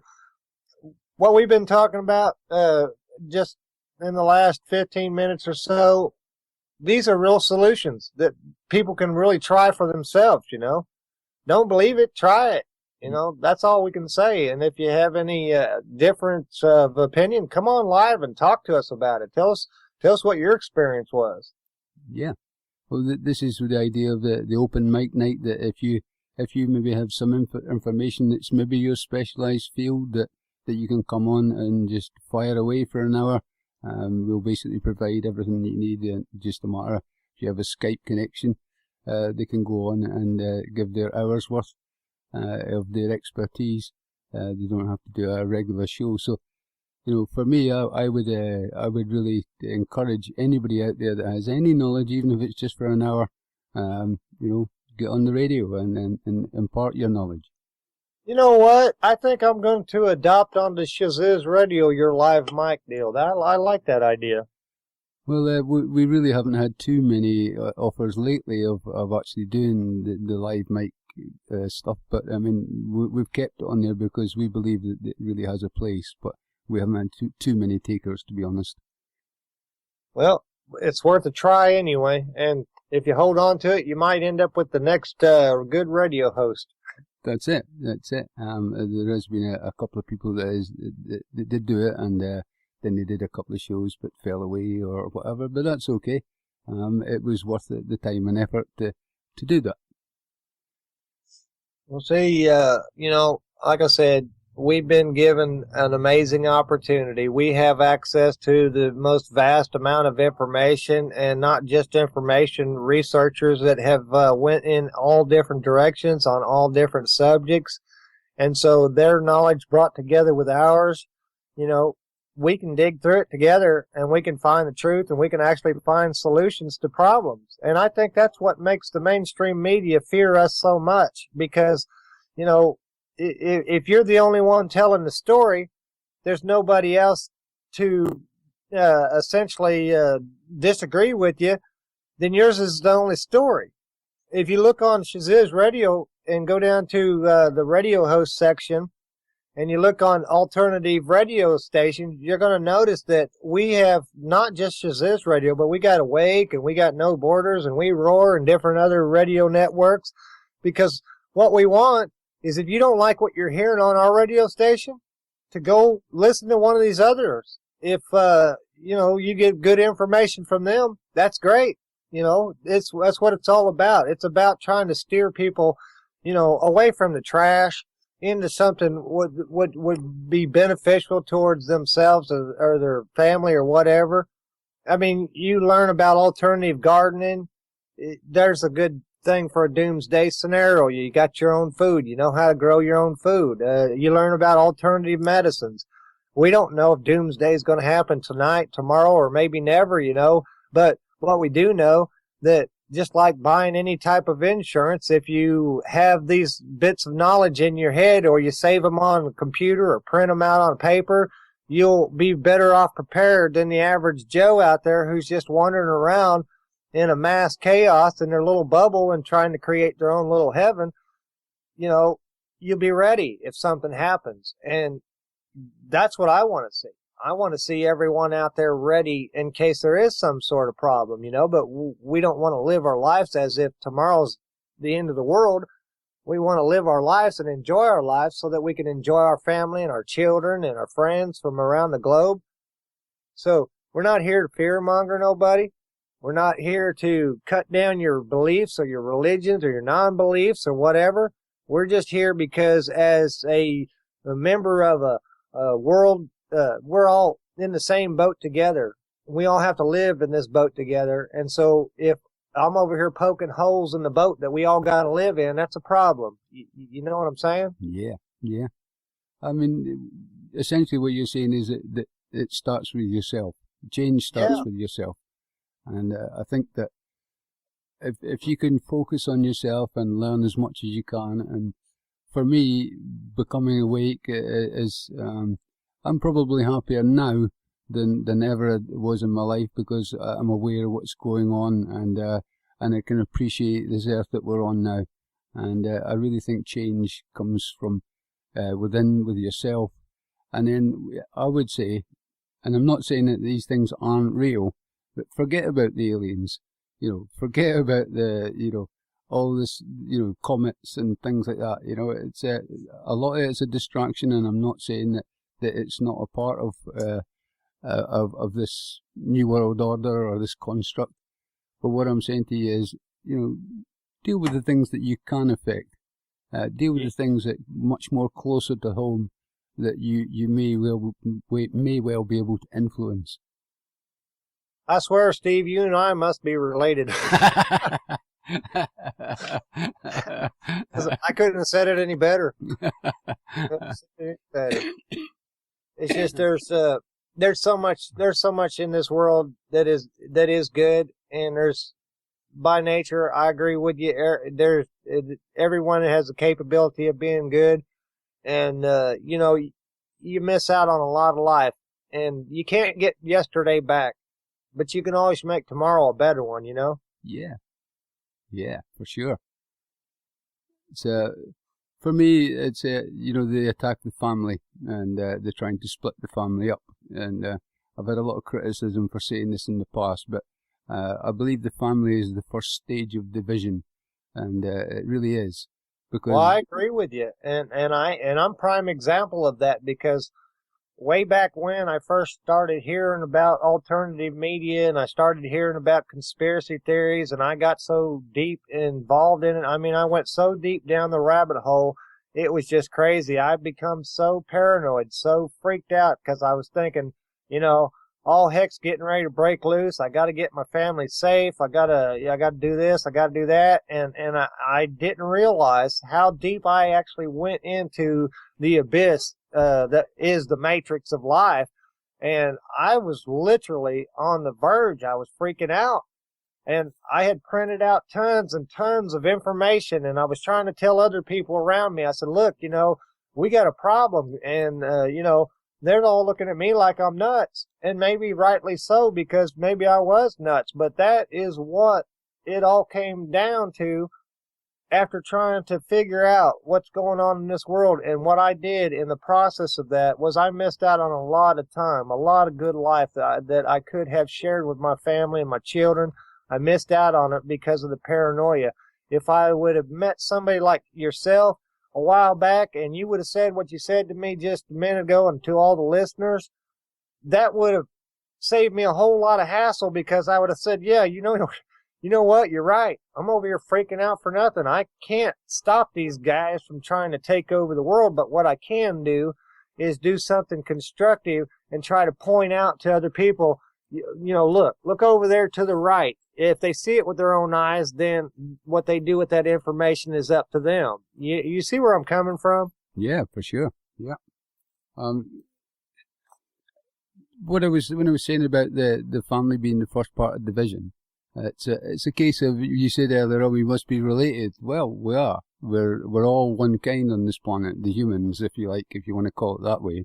And I agree. If you look at every human like it's your daughter, and love them like your daughter, or respect them like your daughter, then that's your first family. And this is why I say that the family is the first stage of division, because you want to protect your family. Well, you're my family. Paula's my family. Jim's my family. And that's the way I see it.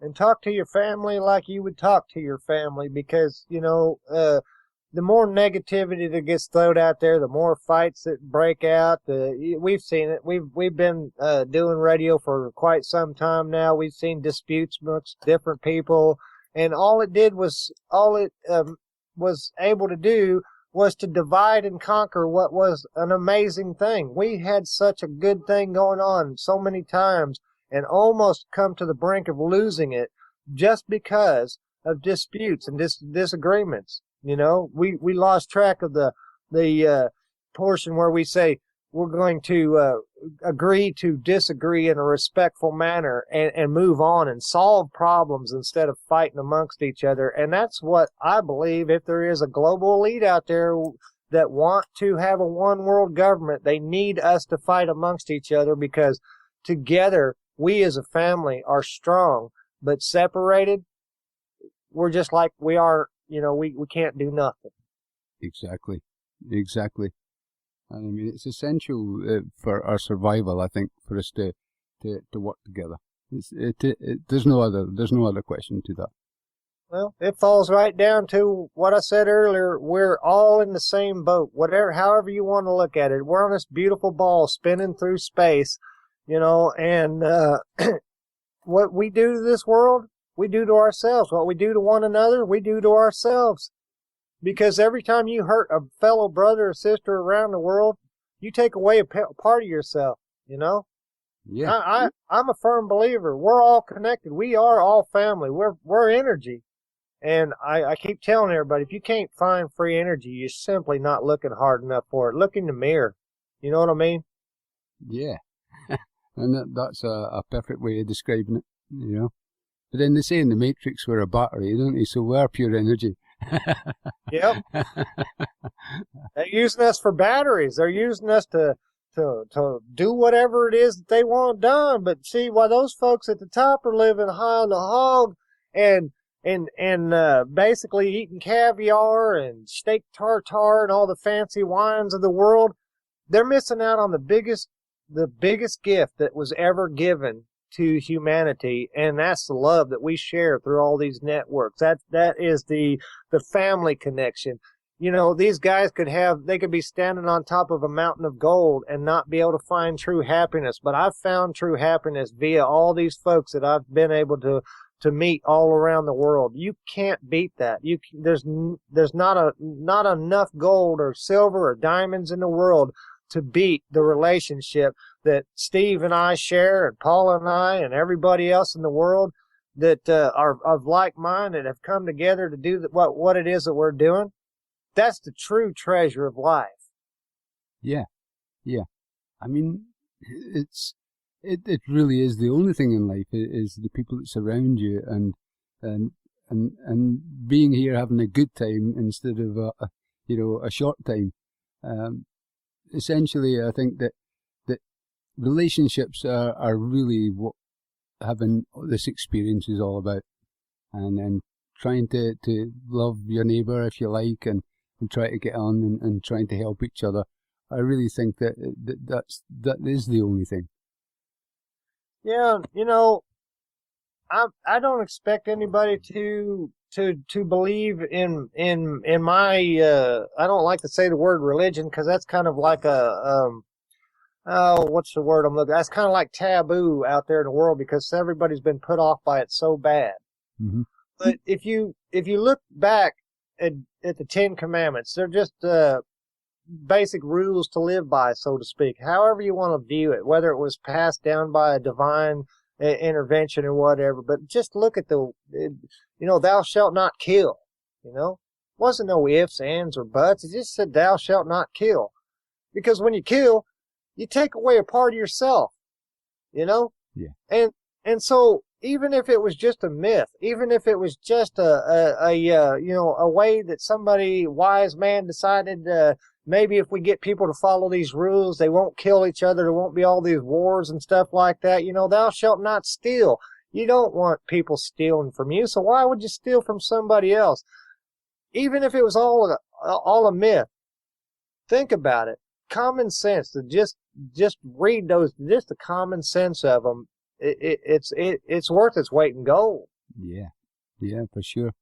Well, this is part of the Arab Israel conflict. They're basically pounding these Arabs or the Palestinians, and essentially most of them are all young kids now. And what you're going to do is breed all these young teenagers that have got vengeance on their mind.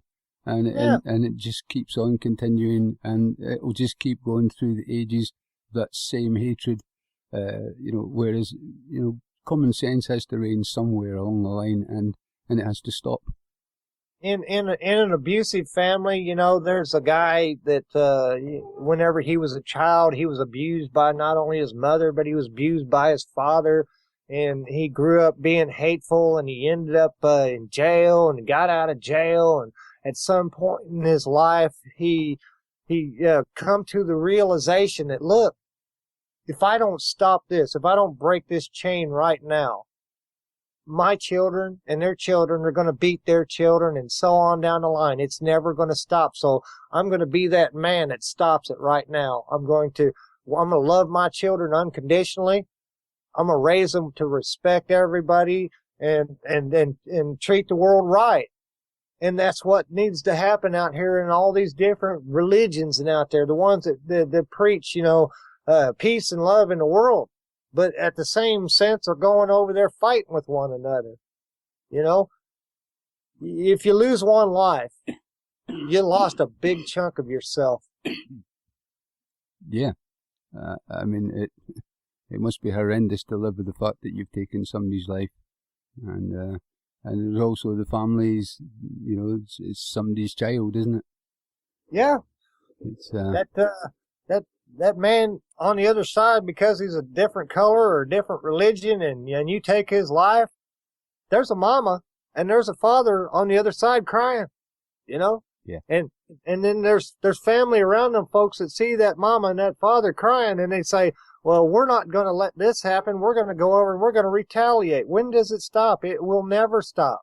Mm-hmm. And that's what, to me, true enlightenment comes down to. When you step back, everybody stops. Just put down your doggone weapons for a second. Just put down and look around you and see what's going on. The same folks over here who are saying we're here to protect the children are over there dropping bombs on other foreign nations, killing other children. What makes that child on that side of the planet any better than the child on this side of the planet? You see what I'm saying? Yeah, exactly. I mean, as you know, I live in Northern Ireland, and we've had that kind of sectarian divide, the Protestant Catholic type thing. And, essentially that's what I think it's roughly about 10 years now. There's pretty much been peace, if you like. But that ingrained determination to be, part of your culture, which is, the Protestantism, the Orangism, or, Republicanism, all those isms. And most people weren't interested. They just want left alone and to live their life. And on the most part, the people that are retaining that kind of Protestantism or Catholicism as basically the people that have had somebody taken away in the conflict. Well, there's a segment of our society that they call the mainstream media that, to my opinion, is the most irresponsible people to ever walk the face of the earth, because of what we were talking about earlier about how important and how valuable these networks were that we were broadcasting on. These guys out there have to live in the same world. Now, Granted, their salaries are good enough that they can put ADT systems on their house and be secure that if anybody tries to rob them, the police or the security will rush over and save them and all that kind of stuff.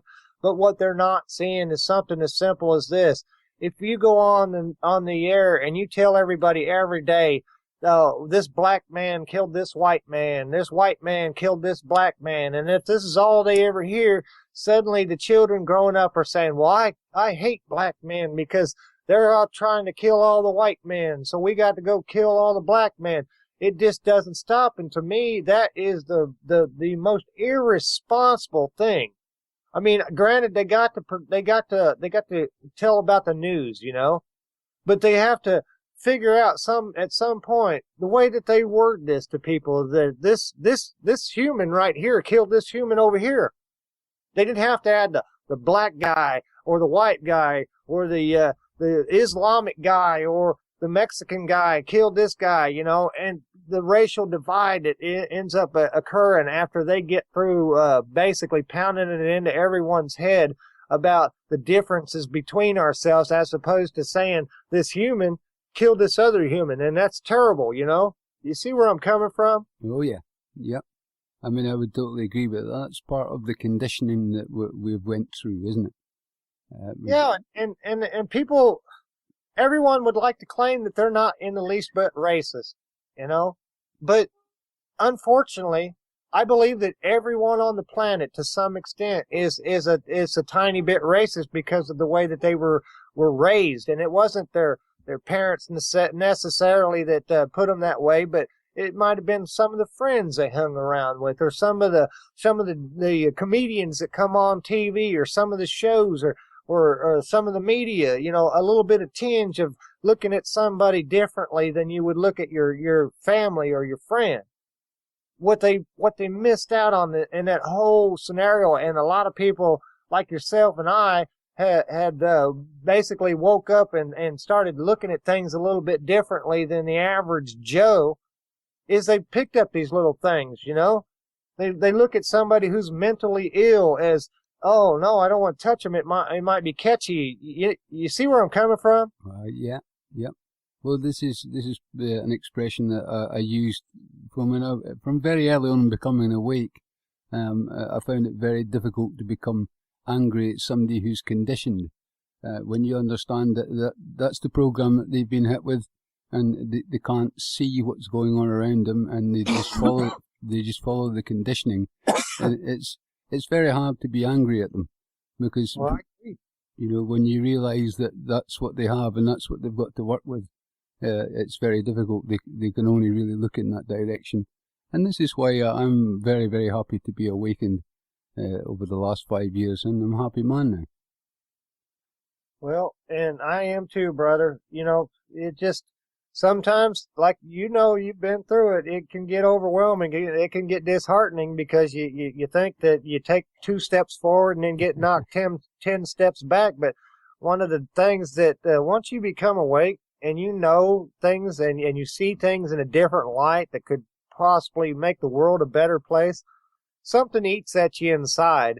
And it makes you want to talk to people. It makes you want to share your experiences with them and to hopefully, you know, maybe guide them in a different direction than where they're going. And I think that something pulling inside is our humanity, you know? Yeah. I do think people are seeing it themselves a lot of the time. I mean, it was strange because I had a gentleman. Basically, I was buying a computer from him, and it wasn't working properly because he didn't give me the password, and he'd forgotten it. So anyway, he came and he looked at the PC for me, and he was of Polish descent. And I said, the Poles have been getting it tough and various things, you know. And I mentioned a couple of bits of the history, and he said, the Russians and blah blah blah. And I said, yeah, your government went down in the plane. Did you see the footage of that? And he says, yeah, they went and shot them all. And I said, yeah, well, it wasn't the Russians. Well, it might have been the Russians, but I says there's more control than just the Russians. And he kind of looked at me, and I think there was kind of light went off in his head, and he think, yeah, you know.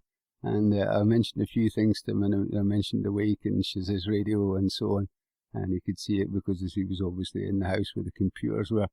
So I think he took a mental note of, yeah, I'm going to have a wee look here. So, you know, whoever you meet in life, you know, just tell them your truth, and you know, it may well just plant the seed. Yeah, that's about it. And you always have to keep this in the back of your mind. And I've heard this. Can't remember exactly where I heard it from, but sometimes when you plant a seed, you may not live long enough to see the fruits of that tree. You know, but the fact is, you put something into this world that's going to benefit somebody down the line. If you look way back in history to those who had planted the seeds for us, when we got here, there were apples on the trees. You know, there was fruit in the garden, vegetables and things that we needed that somebody before us planted the seeds. And they may not have got to see the smile on our face as we was eating that apple, but trust me, what we got going on, we're planting seeds that are putting positive pebbles in every direction, and we've got to keep it rolling. We've got to keep it rolling as long as we possibly can. We got to keep planting those seeds. If you even have a touch of care in your heart for the future of humanity, this is the place to be. Right here on Awake Radio, Shazizz Radio, No Borders, We Roar, all of them. And keep building them on. If you don't necessarily like the way ours is run, build your own. Yep. Yep. Just do it.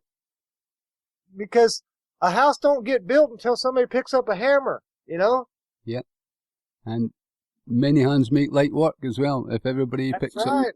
Everybody, get that house up twice as fast if we're all working together. Yep. If we all pick our own little bit up, then that lightens the load for everybody. You know, it just, I'm telling you, it warms my heart, Steve, to think of all the things that we've done and said together in the time that we've been broadcasting together. You know, to me, my time with you has been the most valuable time, and I wouldn't change it, nothing. I wouldn't change a second of the time that we've spent together. Yep. Yep. I would agree with that, my friend. I would agree with that. And, you know, it's very strange. I've known since the first time I've known you and talked to you, I knew you were one of the good guys. And I mean, I know your work in the energy, the free energy field. You know, you're really, really pushing that kind of limit to what you can put out there. And for me, you're always one of the good guys. And this is why I'm quite happily aligning myself with you in the Shazizz Radio for sure. And I think kind of partnerships like that can maybe show other people that they can do the same thing. Yeah, and for those folks out there, and by the way, the feeling is mutual, 150,000%, brother. But for those folks out there listening, I'm telling you, what you have access to, yourself, you are more powerful than you can possibly imagine. And just, if you want to make a difference in this world, you see something wrong, don't ask for permission, just fix it, you know. Tell your friends about it. Point your friends over there at the good-looking things in life. I mean, we can point out all the negativity we want. We have to at some point. We have to talk about negativity, but also make sure you balance it out, like Steve was saying earlier. You got to put some positive out there, because you can drag somebody completely to the dirt if all you do every time you see them is talk negative. Yeah. I mean, I'll give you a little bit of example of the negativity side of things in a post that was put up in the chat there. They were talking about Dr. Lima Rabot, and she does the Codex Alimentarius, we're all going to die kind of thing, you know, 10 billion of us or whatever.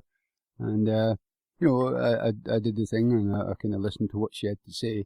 But then when I basically did a little bit of research, and somebody that had basically close ties with Dr. Rima, you know, he basically told me, well, this come from Scott Tips, and he actually said it on the radio show that they tried to get the National Health Federation booted off Codex.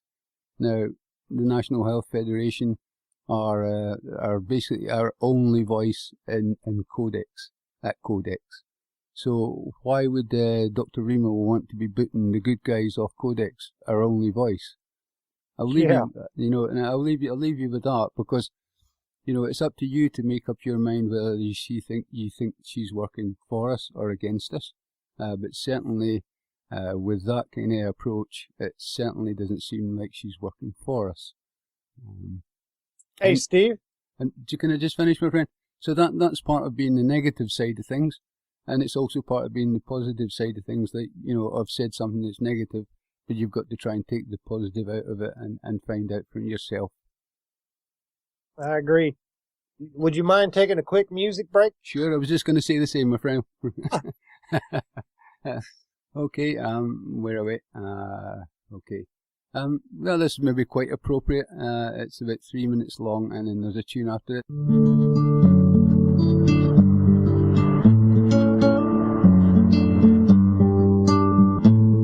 Many years ago, after I graduated from business school, I decided to take a vacation. I chose a small, quiet fishing village where I thought I'd be able to take my mind off of business, if only for a few days. Walking along the beach just before sunset, I saw a small fishing boat coming to shore. Inside the boat were a lone fisherman and several beautiful yellowfin tuna. "How long did it take you to catch those fish?" I asked. "Only a couple of hours," he replied. "Why don't you stay out a bit longer and catch more?" I asked, certain that there must be a demand for more fish than the few I saw in the boat. The fisherman smiled. "I catch enough to support my family, and I live a full and busy life. I rise with the sun, fish a little, play with my daughters, have lunch with my family, and then teach children how to fish before I stroll into the village each evening, where I sip wine and play guitar with my wife and friends." "Listen," I said, "I have an MBA. I can help you vastly expand your business. If you would simply spend more time fishing, you would soon earn enough money to buy a bigger boat." "Really?" questioned the fisherman. "Absolutely. And with a bigger boat, you'd soon catch enough fish to buy several boats, then a whole fleet. At that point, you'd be big enough to sell your fish directly to a processor, cutting out the middleman and greatly increasing your profits." The fisherman raised an eyebrow. "Eventually, you could open your own cannery and control the product, the processing, and the distribution," I added. "Then what?" he asked. "Well, you then relocate your operations to the capital, and if all goes well, you'd likely find yourself in New York City in control of a rapidly expanding empire." "How long would all of this take?" he asked, clearly following my logic. "Oh, probably between 10 and 15 years, I replied. "And then what?" "Well, that's the best part. You would announce an IPO and sell stock to the public. At that point, my friend, you would be very, very rich, a millionaire many times over." The fisherman paused. "Really? A millionaire? Then what?" "What do you mean?" I answered, a bit surprised. "I mean, what would I do if I were a millionaire?" "What kind of question is that? Whatever you like, of course. I imagine you retire, move to a small coastal fishing village where you would rise with the sun, fish a little, play with your granddaughters, have lunch with your family, and then teach children how to fish before strolling into the village each evening, where you'd sip wine and play guitar with your wife and friends." The fisherman smiled, and without saying another word, began to build a small fire. We shared a taste of the delicious fish and watched the sun go down over the ocean as the sound of guitars rose from the village nearby.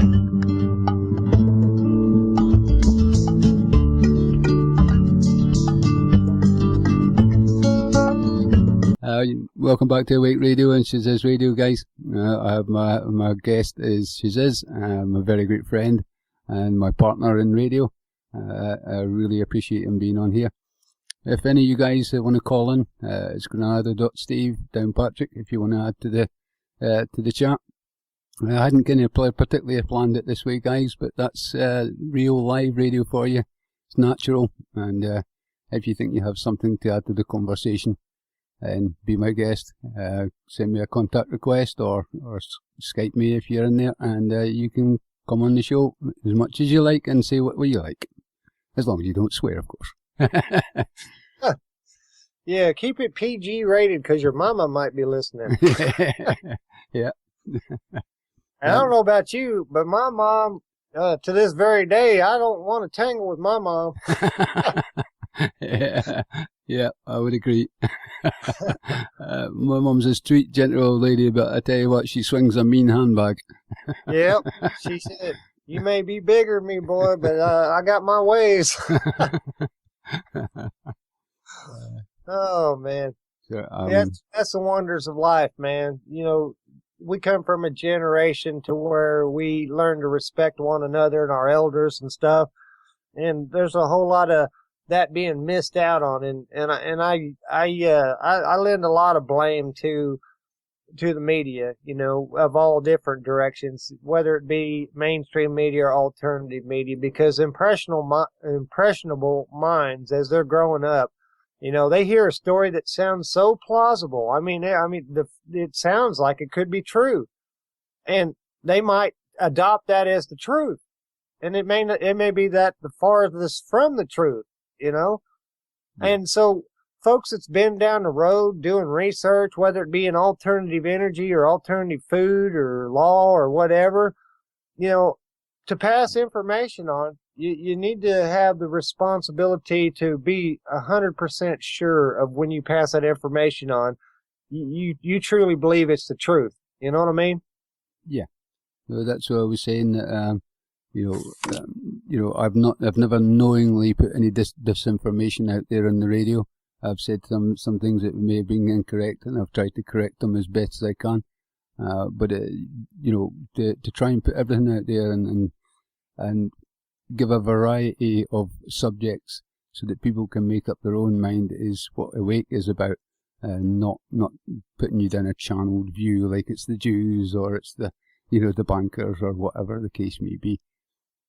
I agree. You know, even the most skeptical researcher can be out there researching and be drawn down the wrong path, you know, as far as information wise, because if the story, like I said, sounds plausible and it seems to add up, you really got to, in this day and age, you really got to be careful about the information that you pass on down the line, because there's folks out there.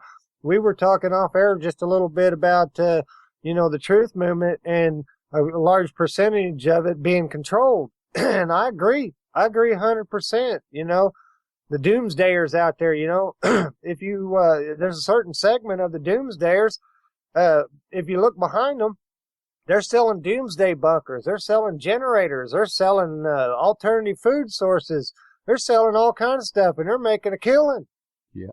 You know, the guy that's actually out there thinking he's trying to do the right thing, he's not making no money. He's just telling you. And that's why I always say on my Mad Science channel, if you're looking for an alternative energy, a free energy device, don't go out there and buy it from the guy who's trying to sell you some device for free energy. Go to the guy who's trying to give you the information for free. Yeah. Yep. Because as far as I'm concerned, the guy giving it away for free has got to be the best case deal, you know? Yeah, I would agree with that. It's I kind of had a similar thing. I'm not mentioning the guy's name, but basically an engine that can run on various products, and that was his problem. Was he wanted to make money from it, and my opinion was to give it out for free. The amount of TV appearances and all the rest of it, because the fame you'll get from it, will make him more than enough money to be happy. So yeah, I would agree. Well, scientifically, it's undisputable that you can burn water. All you got to do is separate its elements, and you can burn water. There's fuel right there. So Stan Meyer's driving his car around on water, 100% plausible, and I believe to be 150,000% beyond a shadow of a doubt true fact that he did it. Yep. All right.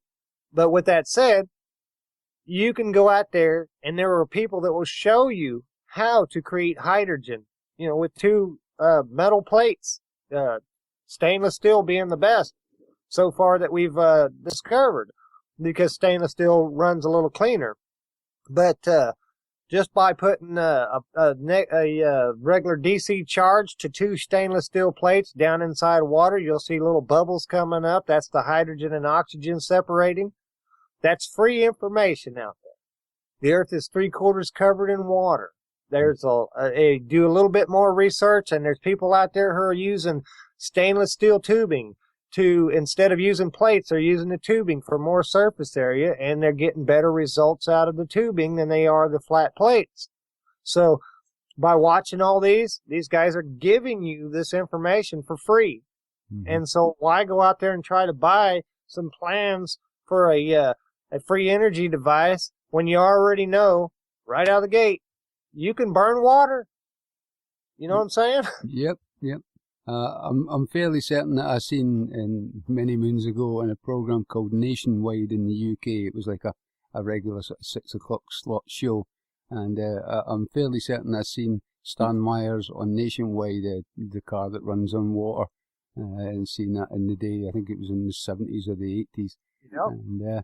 And if they haven't moved on since then, it's obvious that they're suppressing it for sure. Well, that's a definite, because here's the thing. We were talking about this sort of earlier. If a guy is a millionaire and he gets his millions by oil, the last thing he wants is for Stan Myers or a guy of his equivalents come out there and say, hey, you don't have to buy oil because you can burn water in your car. So this guy over here, he says, well, wait a second. If I allow this guy to get this on the market, my profits are going to drop down to the dirt. What do you think the oil guy is going to do? It's not a conspiracy theory. It's a flat-out conspiracy. The guy don't want the other thing on the market because it messes him up. There was, I can't remember who brought it up, but back there when Henry Ford, the guy was on my Mad Science show yesterday. I can't remember his name. John, I think it was. Talking about back when Henry Ford built the first carburetor, and it'd get like 200 and some odd miles to the gallon. Yep. And it's not beyond the realms of possibility, because if you know the basic science and you understand that fuel in itself, liquid fuel doesn't burn as fast or as explosive as a vaporized fuel. You can take a regular coffee mate, the little creamer that you put in your coffee, Mm-hmm. and you can sprinkle it above a cigarette lighter, and it will burst into flames. That's why they tell you whenever you walk into an old grain bin, don't walk in there with a cigarette lid or a light up inside a grain bin, because the little tiny dust particles that are flying around will ignite and explode that grain bin. Mm-hmm. So it shows that when you atomize a fuel, you get more power out of it, and you burn less fuel by doing so. And so with that said, if you take the average carburetor out there, or the average fuel injector, and you modify it, instead of having a really tiny hole, you have an even tinier hole where only thing that comes out of that is a fine mist and not a jet of liquid, just a really super fine mist. That car will run so efficient, it will be ludicrous. And that's basic science, but it has been suppressed. Yeah, I would say for sure. A question I was going to ask you is, have you ever come across people on the net that's trying to lead people astray? Like say for producing hydrogen, let's say there's a certain way that people have succeeded. Have you come across many people on the internet that's tried to lead people in the wrong direction and put their energies in the wrong place?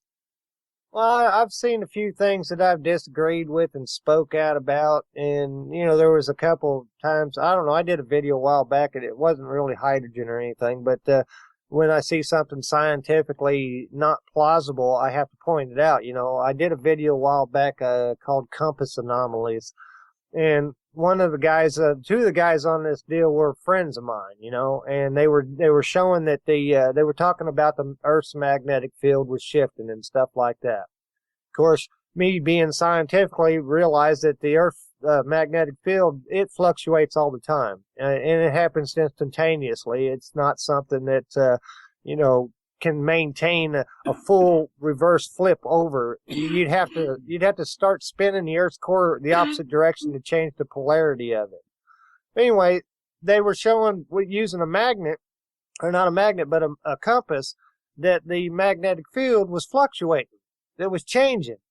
And as I was watching this video, I picked up on it right out of the gate, and I tried to do a respectful reply to him, and you can go back and see the video that I did. But I showed him the guy had a compass, and he was setting it down next to magnet, or not a magnet, but basically a binder. Well, everybody who knows how a compass functions, it has a little magnetic tip on the end of it, and that's how it finds the magnetic north. Well, if you take your compass and you move it towards anything metal, you'll see that the compass will go directly towards the metal because it's a magnet. Mm-hmm. That's how it functions. But I just had to point that out because everyone could be freaking out because, oh, we're having this magnetic pole shift. Like I said, the magnetic field, it fluctuates all the time because every time the Earth's or the sun spits off plasma, when that energy hits our magnetosphere, it literally stretches our magnetosphere out into space, and then it snaps back, when the energy passes by. And when that happens, that's when you hear things like the power grid could go down. The last time it happened was like back in the 1800s when they still had telegraph. So the possibility is there that the sun disrupt our power grid. That's scientific fact. But as far as our magnetic field actually doing a reversal and flipping over, they try to point out that, oh, well, look at this lava flow over here. The field lines, the magnetic field lines are going in this direction, and then here they're going in the opposite direction. Well, that's simply because if a material is molten, there's a certain point in that material between the molten stage and when it begins to harden, right? There's a line in there. And so if the magnetic field happens to fluctuate right before it gets to that point where it's actually going to cool down enough to begin to harden, you could have a magnetic field flux that would be different, and then it's frozen in time in the magma. You see what I'm saying? Yep. And so that's what they were using to say that the magnetic field was shifting. Mm-hmm. It's not. The only way to do that is to reverse the polarity, and in order to do that, you would have to be able to stop the Earth's core and spin it back the opposite direction. It's just like taking your positive on your motor and swapping the two wires around, and then the field changes and goes back the other direction. Yep. That was actually an argument I used when they were talking about, the Earth shifted on its axis and things like that. And I thought, well, if you look back in all these, like, say, the pyramids that line up with the certain stars and things, if you had pole shifts, they wouldn't line up anymore. No, they wouldn't. You know what I mean? So I have used that argument, and it didn't seem right to me. It really didn't. Well, and as far as the mechanical pole shift, if the entire Earth's crust was to shift from north to south, that would be so devastating that I don't believe anyone would survive. So, I don't see that happening. Mm-hmm. Mm-hmm. Yep, understand. The Earth's crust is going to move. There's no doubt about it. It continuously moving. It's continuously changing the landscape. Mm-hmm. But some of the doomsday prophecies and stuff like that are just so scientifically unplausible, and basic science disproves it. And so whenever I see stuff like that, I got to speak out. So with the hydrogen, if somebody's trying to lead somebody down the wrong path, I'm going to say something about it. I mean, everybody knows you can produce hydrogen with DC voltage and 2 plates, and from that is to perfect it to where you can get hydrogen on demand. Then you can run your car on water like Stan Myers did. And when he figured out how to use, if you look at pick up any electric motor, you'll see on the electric motor, it'll say a hertz range on there, like 60 hertz is what this motor can run at before it literally burns itself up. And the reason why it would be burning itself up is because as those electrons are being slammed around in there, that material can only withstand certain temperatures before it starts to degrade. And so they put these windings a certain way so that when the electricity is coming through there, it'll warm up, but it won't get so hot that it'll burn up. That's usually what causes a failure in an electric motor. Well, Stan Myers figured out that by using the same concept that you'd see in a microwave oven. By sending short wave signals out there, you can actually take water molecules and get them to create friction and heat themselves up by sending that wave through there. he figured out that you can also take and separate the hydrogen, oxygen, and the hydrogen and the oxygen from each other by using the same process. You literally shake the crud out of it with the frequency so that it separates, and then at the moment of separation, you ignite it, and then bam, you're running your car off of water. Mm-hmm. I mean, that system you're talking about is kind of like closed loop, and it's not really getting atmospheric. And one of the things is, oh, hydrogen's dangerous and so on, and I believe that's a fallacy as well. It is. If you store hydrogen in a container, if you use like a storage tank, it can be really dangerous. I mean, at one point they had they filled the blimps up with hydrogen, like the Hindenburg. Sure. And then they found out that that wasn't very safe, so then they started using helium. Yeah. Yeah. And that so wasn't very safe large either. quantities or even small quantities of hydrogen are highly volatile, but if you're burning it on demand, essentially you're burning it and it doesn't have a chance to store up any a mass, so you're not in danger. So Stan's car was 100% safe. I mean, if he had a fire in his car, it would make it to the water and fizzle out. That was it. Yeah, yeah. I mean, there's also the thing that if you have a tank and you have a leak, they always quote is if you get a leak, it'll blow up, And apparently, if you have a leak in a hydrogen tank, the hydrogen's lighter than air, so it heads basically skywards at 45 miles an hour. Yeah. So by the time it got around to the spark, it'd already be so high up in the atmosphere you wouldn't worry about it. Yeah. They reckon the gas. Gasoline is more dangerous than anything because the fumes off of that are highly volatile. But yet we're driving around with anywhere from 20 to 30 gallons of gas in an open tank. Yep.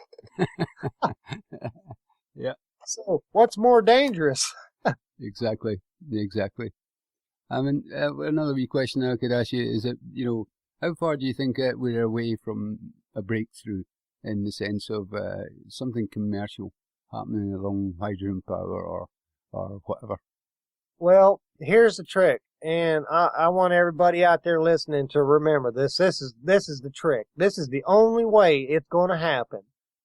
When you get an idea and you put it out there for everybody else in this world without trying to patent it, without trying to profit from it, it's a sacrifice you're going to have to make. But if you go down a road that Stan Myers tried to go down, you're going to end up just like Stan Myers. So as far as getting a product online that's going to be commercial, you ain't got a snowball's chance in what, because the systems out there that are put in place already, whether it be the electric company, whether it be the fuel company, or any of the medical industries, they're not going to allow you to put anything out there that's going to dip into their wallet. So when these things come online, right now, we know we can burn water. We know it. Now, we get these brilliant minds from every nation, and then we design these systems, and we get them to function perfectly, and we share the ideas amongst each other, and then when everybody's running around driving their car on water, and the gas station guy is standing over looking like, what's going on? They haven't stopped yet, That is what we need to do. Mm-hmm. Because by that time, like I said, you can't sell a widget if everyone out there already owns a widget. Yeah. And so that's that's the power of information. If you want to sell it, then you go down their path. If you want to try to benefit humanity, then you bring it our way and you share it with every brother and sister you can get your hands on. And you say, look, hey, it works. Try it out for yourself, and do it. Don't try to sell it, because once you do, they got the regulations in place. Mm-hmm. You got to go through safety checks. Oh, we can't turn this loose to the public because it might be dangerous. Right? But guess who's behind it might be dangerous?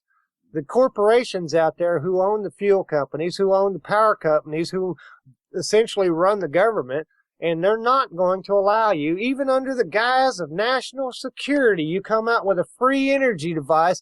Oh, wait a second. If this gets in the wrong hands, that nation over there will be stronger than us. They're not going to allow that. So you don't ask the government. You don't show the government. You just give it to everybody and his brother as fast as you possibly can. That way that information's out there. There's an old story a long time ago. If you look back, look up, Google it, Pandora's Box. Once Pandora's Box is open, there's no way to close it. And so you put that information out there, there's no way to suppress it. Do you agree or disagree? Oh, yeah, I very much agree. Pandora's Box should have been opened a long time ago, in my eyes. I know, Yep. And I'm also of the opinion that technology and nature can work hand in hand. Oh, yeah. Nature's a great teacher. If you look and see how nature disposes of things, maybe you should try to dispose of your things that you want to get rid of the same way that nature does. Because if nature's doing it, it's got to be right because nature's been around a long time, you know? Mm-hmm. And nature's worked pretty well. Yeah. We were talking about nature and we were talking about apple cider vinegar earlier on in the chat there. And I mean, I don't know if people are aware how they make vinegar, but essentially it works like this. You can do it this way anyway. Is you put a banana skin, let's say, in a container and with a lid on it and stick it outside, but leave a little bit of room for the flies to get in. And essentially the flies get in there and do their thing and stomp all over it. And essentially it causes a reaction with the banana skin in the water that's in there. And that's where you get the mother for the vinegars. So then you take that mother out and then you can put it in amongst apples, and that's how you get your apple cider vinegar or whatever type of vinegar you want to make. And nature will keep replenishing. As long as you keep taking a little bit of that mother, you can keep on making vinegar. And then once you get your glass of apple cider, walk out into your yard on a nice sunny day, kick your shoes off, get some vitamin D or E or whatever comes from the sun, and walk around in the grass barefoot and drink your apple cider and tell me you ain't feeling good. Yeah. It's what I used to do here. I mean, obviously because of my health now, I keep coming back to that, and I don't go outside too often now at the moment. That I would sit outside and just enjoy the scenery and watch the birds and the trees, and it really does bring you back up. Yeah, and you know what? Put a smile on a brother's or a sister's face, because laughter is good positive energy and it's good medicine. Yeah, there is no doubt. There's no doubt. Unfortunately, we tend to live in that truth environment that is doesn't have many positive pebbles being thrown in the pond, to use your expression.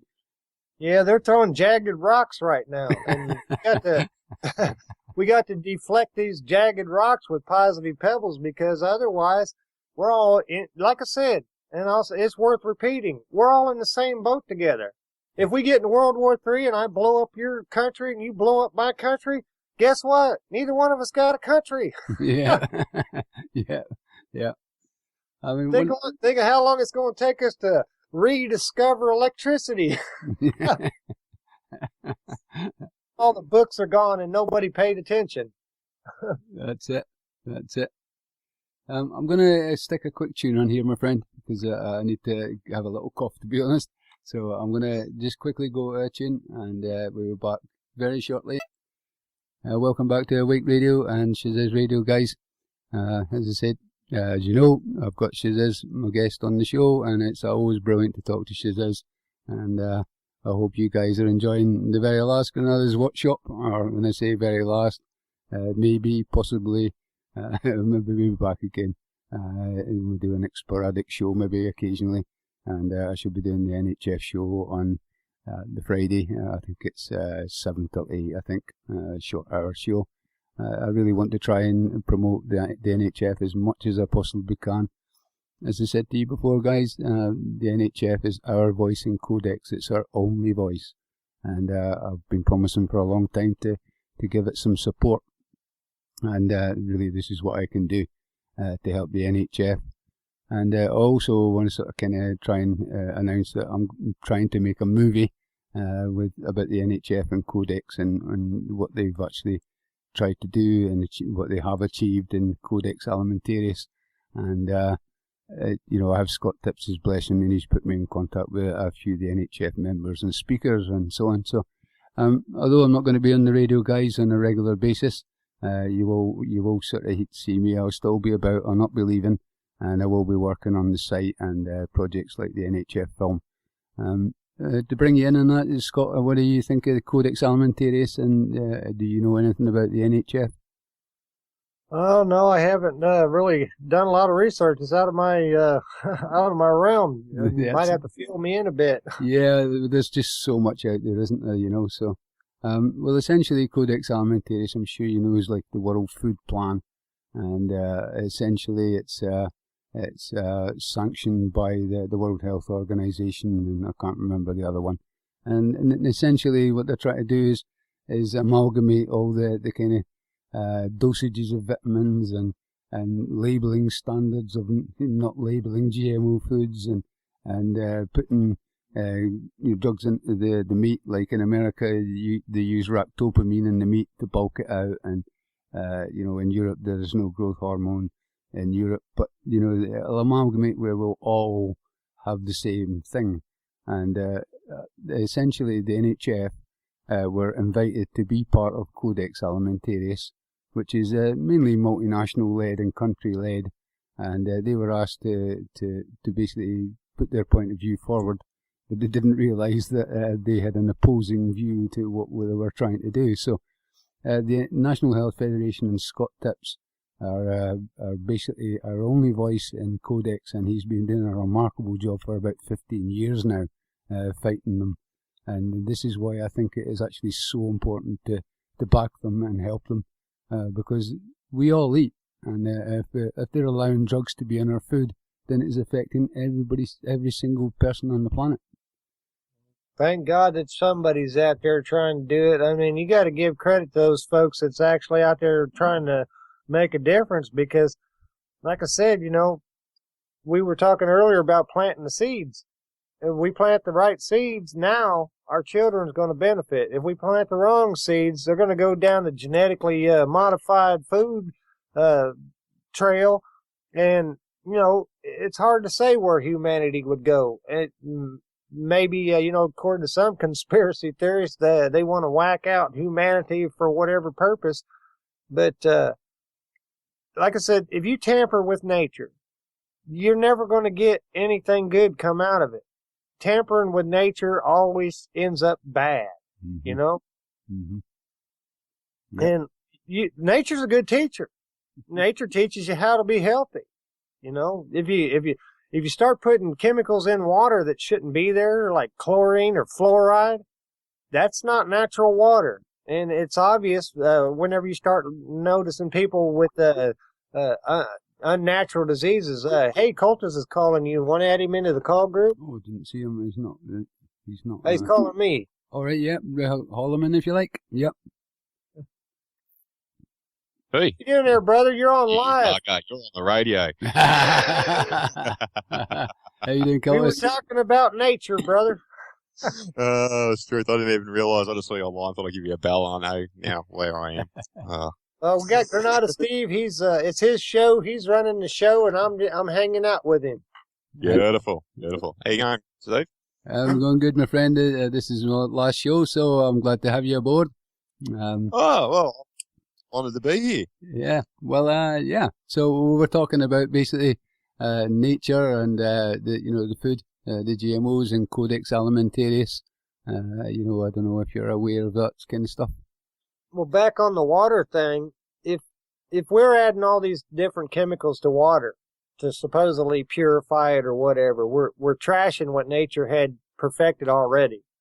And as all these millions and billions of people throughout the earth are drinking these waters and bringing in these synthetic chemicals in their body, it's obviously, you can look around people, go into your local food store and just watch people as they walk around. People are ill. Some of them may not even know they're ill, but they got dark rings underneath their eyes, they're pale complexions and stuff. They're not healthy, they're not happy. They're eating so much junk, so much synthetics, that these folks on the opposite side of the people you're talking about trying to fight against all this GMO, they don't care because of what they want is the profit. And profit comes from if you don't have to buy a pound of sugar and instead you can take, for half the price, make some sort of synthetic sweetener and claim that it's a diet deal. Everybody's going to suck down all the diet pops that they can get. One of the things that they don't understand is there's a chemical in a lot of diet pops called aspartame. And aspartame is probably one of the most dangerous things that I've ever seen in my life. It literally put my mom in the hospital. She had a heart attack-like symptoms because aspartame is a synthetic sweetener, and it will literally build up in your system just the same way lead would, or mercury, or any of the other bad chemicals. And eventually, once your levels get too high, it catches up to you, and your body rejects it in a bad way. You know what I'm saying? Oh, yeah. Paula had a Dr. Sulfriti. He's the world's leading expert on aspartame, and he had nothing good to say about it, I'm afraid. Well, you know, and for these folks out there to be putting this stuff on the market, what I would like to see, seriously, I would like to go over to their house, be invited over, and read the labels on the stuff that's on their shelves. And it's almost assuredly that if I go to their house, they probably got fresh vegetables that aren't got any kind of pesticides on them. They probably don't have any milk in the refrigerator that has any human growth or bovine growth hormones in them. They probably don't have any medicines or any sweeteners around in their house that's been tampered with. I bet that they've got the best of the best. You think I'm wrong? I would say you're right. Yep, for sure. I mean, and some of the stuff that I've read, that, you know, the elite have their own food supply. It's all organically grown, clean, you know. Yeah. Let's go ask them, hey, where do you get your food at? You know, I bet this market over here, you can go buy a perfect head of lettuce.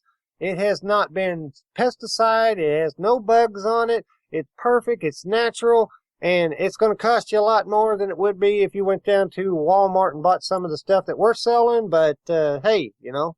Have you ever come across this, though, maybe even yourself, cultist, that, you know, you'll maybe say to somebody, you know, you don't want to drink that Diet Coke because it's got aspartame in it. It's not really good for you.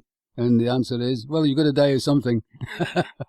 Yeah, well, you know, I mean, at the end of the day, that's sort of it, isn't it? Like, you're going to die from something. But that aspartame, there was some link between that and some chemical in hot dogs, wasn't there? I was reading the other day where it's creates some sort of parasite in the body.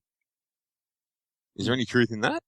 I'm not sure, but I'd love to research it because I want to know everything there is to know about that trash. I think there's two things it could possibly be. There was one where they were saying get a bit of pork, you know, or bacon or something like that, and pour it with Coke and let it soak. And apparently, basically that's when you get the bugs and germs and grubs coming out of them. That was one story. And possibly with the hot dogs, I can't remember the name of it, but essentially it's the red dye.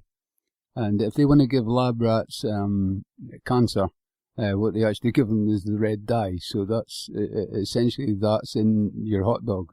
It gives it that reddy appearance. And the same with like your M&Ms and so on. That red dye is the stuff that they give the lab rats to give them cancer. And I'm fairly certain that that's the case. So it's possibly one of those two. Have you guys heard the phrase called mad as a hatter? Yeah. Well, back in the old days, for those who don't know what it is that I'm talking about, they used to use mercury in order to help make their hats. Well, in the process of the hat maker making all these hats using all this mercury would build up in his system, and he would literally go insane. They also use mercury in extracting gold from different mines and stuff, and does the same thing. You know, those folks over here are messing around with this stuff, and they're getting it in their mouth and all that kind of stuff, and eventually, you know, they go insane. Well, when you're talking about vaccines out there that have traces of mercury in there, and the Food and Drug Administration will say, well, you know, it's okay at parts per whatever, you know, parts per million, you know, little tiny bit ain't going to hurt you kind of thing. Well, what you don't understand is that little tiny bit can't be expelled from your body. Once it gets into your bloodstream, it adds up. Same thing with aspartame. Same thing with saccharin. Anytime you put any synthetic in your body, then your body can't get rid of it. And that's where all these cancers have come around. There's folks out there who swear up and down that cancer is a virus. Cancer is not a virus. Cancer is a synthetic, and it works just exactly like the oyster making a pearl.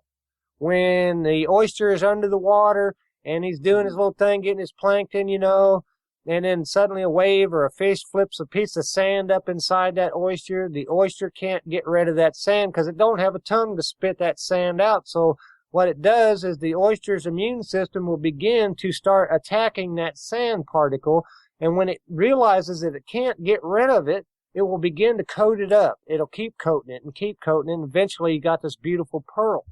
The same thing happens in the human body.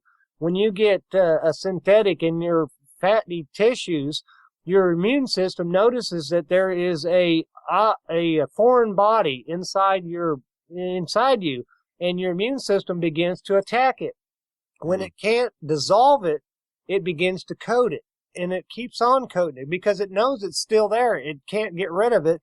It can't expel it, but it's still trying to attack it. And so you will literally end up with a mass, a knot, which is living tissue because it's your immune system essentially attacking it. It's a biological deal. And eventually you'll have a knot, which takes on a life of its own. That knot will essentially start being fed off of your body, the energy, the nutrition of your body, and it'll continue to grow. And then eventually it'll get so large that it'll begin to press down on vital organs and shutting off the blood flow to, say, your kidneys or your liver or your brain. And so, that's eventually sends you on down the road right there. Now, there was a guy out there called Raymond Rife. He actually designed using high-frequency waves to literally go in there and target specific synthetic materials and be able to rattle them apart, because everything has atoms. It has electrons, protons, and neutrons. And hit with the right frequency, you can literally shatter it. Once you shatter it, it's small enough that it can actually be excreted out to either your pores or through the waste system of your body. And so that's how his system actually worked. But as long as people keep treating the cancer as a virus, you're going to keep putting chemicals in your body, keep on doing it. And most of these chemicals that they're using to treat are synthetic. So you're just making it worse. And then when you go to use things like chemotherapy to destroy a synthetic, which is not going to destroy it, it will kill the cells around it. It will kill that lump. You got a dead mass there. But it's not gone, and your immune system will eventually come back to try to get rid of it. Even though that mass is gone, it's going to try to expel it. When it gets past the biological, it begins the process all over and starts to attack the synthetic again and coats it again. And then you'll have people coming out of remission back into the cancerous stage where they have a knot again. So that's how it all works. You keep throwing synthetics in there, you just make it worse. And if you use chemotherapy, all you're doing is killing off not only the bad cells, but you're killing off the good cells as well. You're weakening your immune system. So now things like the common cold, which normally wouldn't be lethal to you, are now deadly. I wish Kultus would let us get a word in edgeways. Yeah, hey, I wish I knew a little bit more about this subject. Oh, right. Sorry, I just got on a rant there. Yeah, I was just having a bit of fun with you, Kultus. Sorry, mate. I was saying I was just having a little bit of fun with you there. Yeah, no, you're all good, mate. But that's the thing, you guys. You got to get back to nature. That's all there is to it. Yeah. Yeah, back to grassroots. That is a big importance here with the human race, isn't it? It certainly is. I mean, do you know of any of the effects of Codex in Australia? I mean, to be honest with you, Europe and USA I kind of know more about, but I don't know how it's permeating through Australia. Is that Codex? Yeah. I'm not familiar with that. Codex Alimentarius. Codex Alimentarius is essentially the World Food Plan, and it's Okay. it's this is I have to be educated. well, we are all learning, my friend. We are all learning. He who controls the food controls the world. Yep. Right. Yep. Very true. And so the human, is that the human health deal that you was talking about there, Steve? Yep, that's it. Essentially, it was started up from a Nazi war criminal who was at the Nuremberg War trials, and he ended up getting jailed, and he realised to control the world's food was to control the world, essentially. And it's a bit like the Bilderberg kind of build-up. I think there's a lot to do with, I'm trying to remember the name of the, IG Farben. And essentially they set up Codex Alimentarius in the 60s or so, maybe around about that time, if my memory is correct. And they've just been slow incrementation about bringing food standards in and so on. And essentially what they want is it's all on a level playing field. So, like I said before, ractopamine is in your meat in America, but it's banned in Europe. It's like a growth hormone. And the long and the short of it is that they want everybody eating ractopamine-laced meat, you know. And so this is why it's important. Scott Tips of the National Health Federation, basically they're our only voice in Codex. This is for cultist his benefit here. And he's been fighting for 15 years or more. The National Health Federation were invited to come on to Codex, and they thought that the NHF would be on their side, but they actually had the reverse of the multinationals and the company's views, the country's views, I should say. And they say they're our only voice in Codex. So this is my last show, as I said earlier on. I'm going to do the NHF show. I'm going to try and put as much energy into promoting the NHF as much as I possibly can. Well, that particular deal is worldwide, because I was talking to my father-in-law, who's a farmer, and he said that back in his younger days, that they were able to store seeds, and then they could resell the seeds or trade them to other farmers for whatever they needed for growing crops. Well, they brought in a regulation because supposedly if you did that, then you would be basically cornering the market on food. You'd have seeds, and it would, it would affect the market and wouldn't be fair to other farmers and such.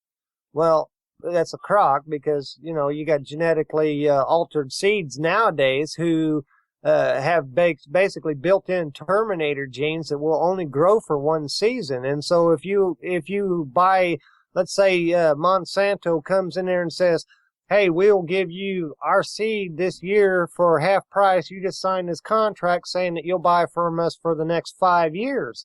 Well, when you grow that seed, there's no heritage seeds that comes from that seed. You have to every year go back and buy a new one in order to get a new crop.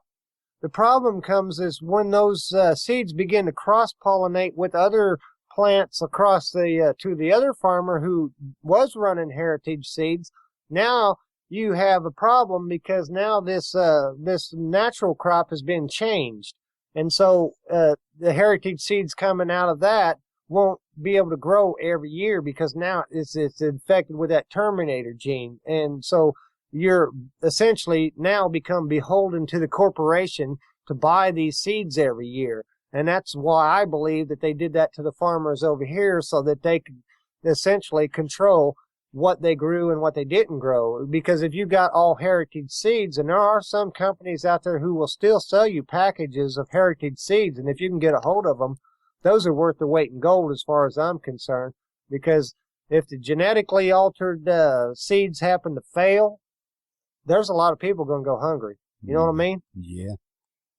Just to enlighten you to something that you might not be aware of, and I think it's to do with Codex Alimentarius, but I know it's definitely to do with the European Union. To sell seeds, you have to register the seed, which means you have to pay a certain amount of money to register them, which is an extortionate amount of money, and you'd have to sell an incredible amount of seeds to make your money if you want to do it on the on the proper route, as it's said.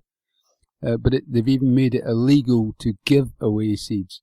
So you can go in your back garden and maybe take some seeds off a particular plant, and it's actually illegal to give them to somebody. Now, see, what motivation would anybody have to make it illegal for you to give away seeds? And the only motivation, out of all the possible motivations in the world, is somebody stands to gain money. Either you're going to stand to gain money by either selling the seeds to some fellow farmers, or the corporation is going to stand to gain money by you not selling. You see what I'm saying? Oh yeah, yeah. It's a way of narrowing your options, I would say. And I mean, certainly nature knows how to take care of itself, as we've already discussed.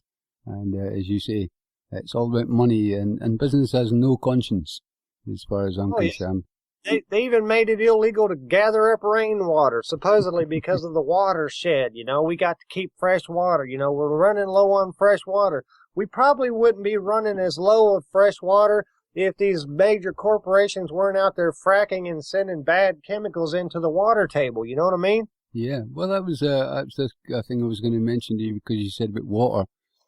This fracking issue, I'm kind of divided on it, but one thing I'm sure, or at least I was sure of, is I really think they want to poison the water supply more than actually getting the shale gas or whatever. I think the main objective to that is poisoning the water supply. You know, we got water filtration systems these days that will take out everything from biological to all the way down to synthetics. We got super water filtration systems. We can kill any germ, any bacteria. We can purify any bit of water. Now, keep in mind, there's a trade-off. It won't be natural water. It will be, chemically treated, but it will be drinkable, and you can actually sustain life probably up to 65 to 70 years of age, if not maybe a little bit younger. But either way, if you poison all the water of the world and nobody can go down to their local well and drink that water, you can sell a hell of a lot of water filters. Yeah. I have a kind of story that I can relate to you about filters, and it regards Australia as well. There was a gentleman that I met up because of being a car mechanic. He was repairing his car, and he was standing by the side of me, so I took the opportunity to discuss a few things. And so at some point later, he realised about the water and the fluoride, and he'd made manoeuvres to try and get filters. So essentially, he couldn't really get what he was looking for, and he got this filter company in Australia who made filters for the glass industry, because the glass industry needs absolutely pure water. They run it through the filters so that the water's pure, and then they make their glass. And he had a wee discussion with the receptionist, and the receptionist said, "Oh, you're from Ireland?" "Yeah, I'm from Ireland," and blah blah blah.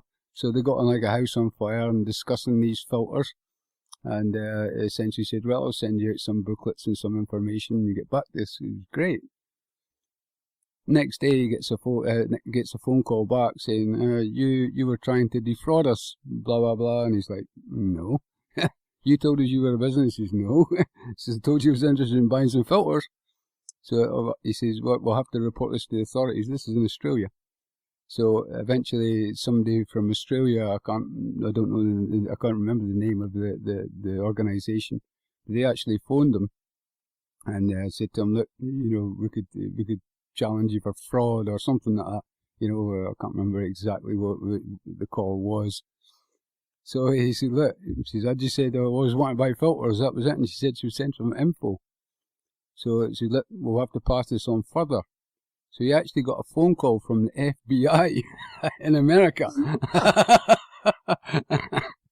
Well. And excuse me, guys. And basically they threatened him for, they're going to charge him with something or other. I don't know what, probably some made up, But he said to him, "Look, I only spoke to the girl and tried to buy some filters. Didn't claim anything." So there you go. See, now doesn't this ring a red bell or a red flag or something? Doesn't this we're talked about food, we've talked about medicine, we've talked about water, all of these things we need to survive. But all of these things are regulated to the point, like if you go call and ask to buy a filter and suddenly you got to go through all this stuff all the way to the FBI just to ask a question. Yeah. Something's wrong with that picture. Just a bit. So to defend ourselves against that, learn a little bit about science, like what a dehumidifier does. If you've ever had a dehumidifier, it essentially sucks moisture out of the air, and basically there's a little pan in the bottom of it that will basically store the water as it's sucked out of the air. There's fresh water source right there. Learn how a liquor still works, because the way a liquor still works is also the way that you can purify water, by boiling it and letting the steam rise. All the impurities will fall to the bottom, and it'll kill off the bacteria from the heat, and then the steam will come around through a condenser, which is essentially a coil of wire that is set down in some other cool water, and then it'll drip out, and the other side, the water that comes out is purified. So learn about these things right here so that you don't have to go out there and pay for the corporation's filters that they're going to sell you after they get through polluting all your water. Yeah, that's it. I mean, what you're saying there, shazizz, and I'm sorry, we're not going to call us a chance to speak here, but maybe you can answer to this. We should really be self-dependent, I think. And you're saying learning about water and distilling and stuff. That's what I've tried to portray in most of my shows that I've ever done, is to try and be self-dependent. Would you agree with that, Cultus? Yeah, I mean, if you can sort of get the education out there and teach people how to purify their own water and things like that, I think we're all going to be a lot better off. Like, especially I live out here in Roxby Downs. We're actually not allowed to. It's like against the law to catch your own water out here. All right, and does that sound a little odd to you? Just a bit. Yeah, but nature did it to you. But hang on. Sorry. We've got the uranium mine out here, so I don't think you want to drink the water falling from the sky out here. To be quite honest, who knows? Sort of, they're pretty adamant that they don't want us to drink the water, and unless it's going to give us superpowers, I'm pretty sure for once they're actually right about something. Don't do it. But what's to stop us from purifying the water? So catch our own water off the roof, as per normal, and just like Steve is suggesting, putting it through some processes to, get rid of all the garbage, and Hey, it's not a huge process, is it? Yeah. How old are you? I am. I'd have to ask the missus, but I think I'm about 32. Has that uranium whacked you yet? Has it whacked me yet? Well, as in killed me? Yeah. Well, not the bit I carry around in my pocket, hasn't. Well, see, there's something to be said about that. You've grown up around a uranium mine and you're still alive, and they don't want people touching uranium for some reason or another, because possibly it might have a little bit of free energy to it. So, well, I'll tell you what, I'm our guinea pig, because I've got a little rock that I shouldn't have floating around, and it's quite close to my workspace. So if in 5 or 6 years I start developing all weird sores and stuff like that, well, watch this, we were wrong. But I don't feel sick after working in there or anything like that. I know what radiation sickness feels like. I've whacked myself with a Tesla coil a dozen times. Like you and I know what that feels like. It's not a dissimilar feeling that you would get from being exposed to radiation. So, well, I would like to think I'd know about it by now. I've walked around with the thing in my pocket a few times. Like for a day. I don't feel bad after it a couple of days later or anything. So. My point for bringing that up is because, I showed you that video a while back called Nuclear Scare Scam, and there's a lot of questions that video pretty much brought up. And as we're sitting here talking, and we're talking about water, and we're talking about food, and we're talking about medicines and all that kind of stuff, there's a lot of things that those who actually make money don't want us to realize, suppress technology or whatever, and as I'm sitting here listening to you talk about not gathering up rainwater because of uranium, that's because of something you've been told in your life that that's going to maybe do you bad if you eat this because it could be, or you drink the water because it could be radioactive. But I'm still skeptical on the whole danger of radiation, because I'm tell you one thing. I took a microwave oven, literally. I took it apart. It was completely out of its case, and I was fearful to run this thing because I had been told all the horror stories that if I run this microwave without its case, that I'm going to be in danger. However, after running this thing, I realized that the microwave only comes out about 4 or 5 inches out of that antenna. It's not very strong at all. And then after it gets out of way, it becomes weaker and weaker, because you have to have the water right directly up to the antenna of the microwave in order for it to start boiling the water. And it'll boil rapidly. However, if you stick your hand in front of there, you will burn your hand. You'll definitely do some danger.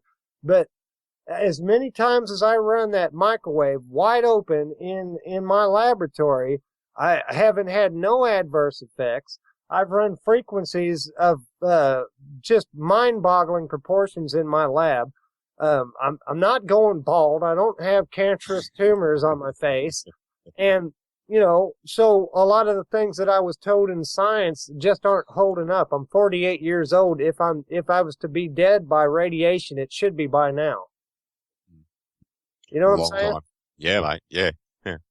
So, I don't know. They were, going back to that video you were telling me about, or talking about just a moment ago, the fellow who documented all this, he actually was like head of the facility, wasn't he? And he was saying, they used to walk around with, a bloody rod of uranium in this pocket and a rod of, something that would, sort of, if they came in contact with each other, would sort of go thermula in the other pocket, and they just walk around all day. They don't care,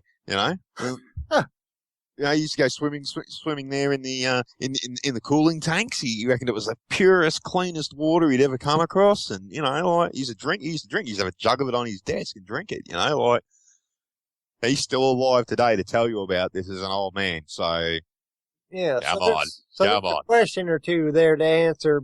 And so with that said, those folks out there who are in charge of the food and the water and all the stuff that want to keep power and want to be able to sit there and eat their perfectly clean, non-genetically altered foods and such, want to sell us vitamins with only a small percentage of what nature had provided via, let's say, something as simple as an orange or a tangerine.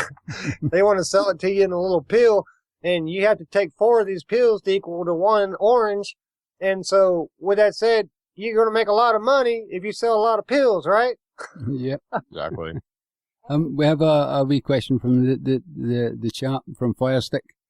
Should we drink the water from a dehumidifier? Well, yeah, it would be perfectly fine, because the only thing a dehumidifier is doing is pulling you. I wouldn't drink it. Make sure you clean it before you ever use it as drinking water. Yeah. Mm-hmm. Yeah. But all it's doing It's a is, naturally occurring thing in nature, isn't it, Shazizz? yeah, it's like whenever if it's really cold outside, and then you look at your window and you'll notice that when it's warm inside, you'll see moisture coming down your window. That is a dehumidifier. You can get fresh water right off your window because it's taking that water out of the air. When you're inside your house, your air is humid. Then outside it's cold, it's warm inside. It does what we call condensation. It creates condensation, and you'll notice that around your air conditioner, you get a lot of water coming around your air conditioner.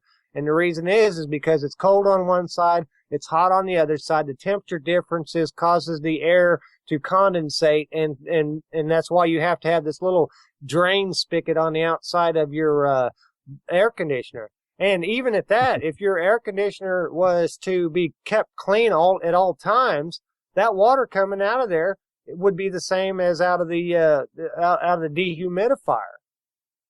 You just you don't want to put like a metal pan underneath there. Get you a good bucket.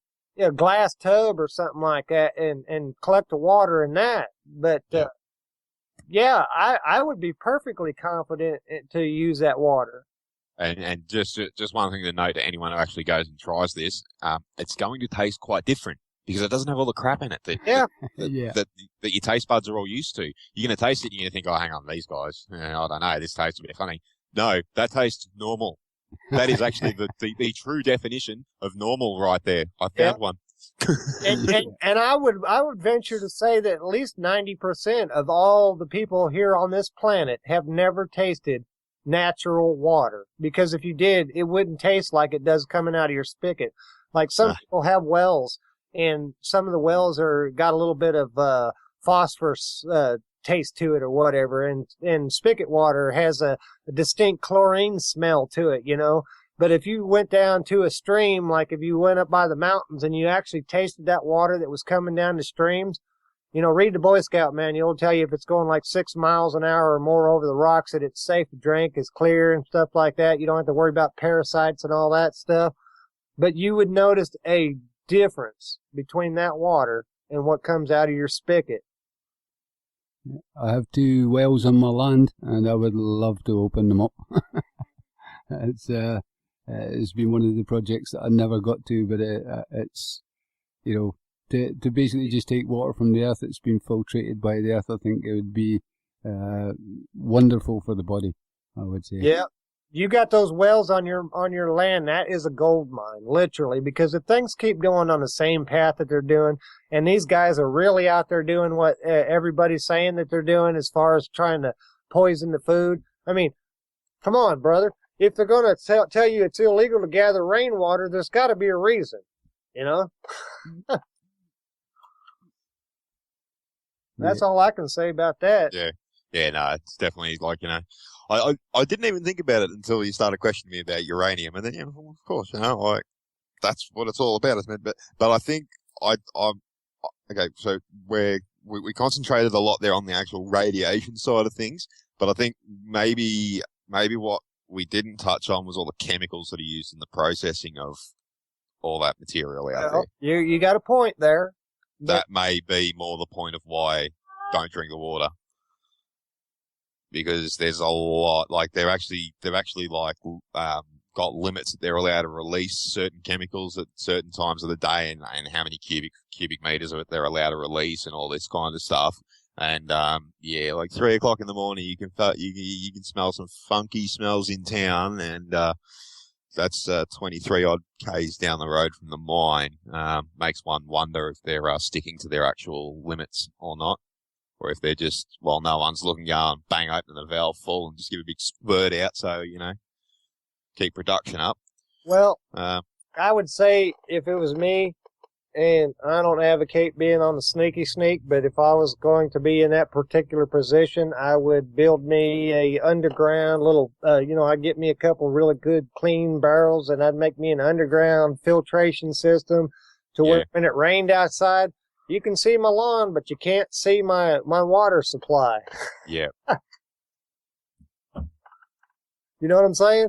Be an interesting way to go, wouldn't it? I'd be gathering me all the rainwater that nature had to provide, and nobody would be the word to the wiser. I'd have the hose running up into the basement, and so whenever I got thirsty, I'd go down there, suck on that hose, and get some fresh water. Don't ask for permission. Just do it. Yeah, exactly. Yeah. You know, why do we have to go and get count? Like, you know, there's so many restrictions, even in like the big capital cities and that in Australia of, you know, what size tanks you're allowed to put in, where you're allowed to put them in, how you're allowed to put them in, you know. Well, you got rain gutters on the side of your house, right? Yeah. Well, what happens if there's accidentally a pinhole that goes to a funnel that goes to a hose that runs down into your basement that fills into a barrel? Yeah. True. And you got your own water. We're talking about the water situation and so on. It would seem that when there's water and then there's air, the water seems to be now finally getting sewn up with them. You know, you hear about the Bushes buying land in Bolivia, and I think it's the biggest water table in the world or something like that. And they actually had to sell some of it back to the Bolivians because there was an uproar that they had it all pretty much. So that seems to be the way that the new world order, if you want to call it that, seem to be going forward. They seem to have captured many water supplies or polluted them. What do you think of that? Well, Yeah, I'm just saying, man, look, these guys would not be buying up water tables if they didn't know something. You know, if they weren't trying to position themselves into, okay, wait a second, we're fixing to run out of oil over here. We need a new market. And so, look, hey, everybody needs water. So let's go over and buy up all these water. There's a Texas oil millionaire out there. You can do a little bit of research. You'll find this one Texas oil millionaire who decided to go out and buy a bunch of land that was sitting on water tables. Why would he do that? You know? Mm-hmm. Good question. Yeah. So certainly, I think the water and the air is the last bastions. I think really that they've kind of got the water finally done, and as I say, that's what I think fracking's about. I really don't think there's you're going to pretty much use up as much energy as you're going to extract. I think for shale gas and things like that, in my opinion, but I'm not to back that up. But certainly that's what I think they're trying to. Poison aquifers, and I think there was something about Nestle wanting to charge you for breathing. Did you hear that? Oh, I believe it, but guess what, guys? Nature's already beat them, and let me tell you how. All right, no matter how hard they try to capture all the water, all right, they're not gonna succeed, because we got this thing where nature basically gets water to go up into the air and make the nifty little clouds. You know what the word I'm looking for? Yeah, I do, but it's went in my head. Cultus? Hey? What- Go again? Evaporation. What happens? Evaporation. Yeah. Nature. Yeah. There you go. Well, nature evaporates water, brings it up there, makes nifty little clouds, which goes over everybody's place and kind of creates humidity, so it's kind of sticky in your general vicinity, and you can recapture that water. So no matter how hard they try, they're not going to be able to completely corner the market on water. You know what I'm saying? They're going to try, but they're going to be denied because nature is in control. Yeah. I would absolutely, definitely agree with that. I think. So I would look into some dehumidifiers. Yep. Well, I mean, it's a basic human thing that they've done all throughout mankind's history, for however long that goes back. That we can provide water for ourselves, even in the worst places, in deserts and so on. You know, it's freezing cold at night. You know, and using that what you were talking about, the condensation thing. You know, you can gather water up that way. It's exactly the same thing. So I'd agree totally with that. Well, one of the survival techniques about it, and I'm sure Cultus has heard about it because he does live in a desert, and he's the one that needs water. So we'll have to ship him over bottles if it gets tough. But Yeah.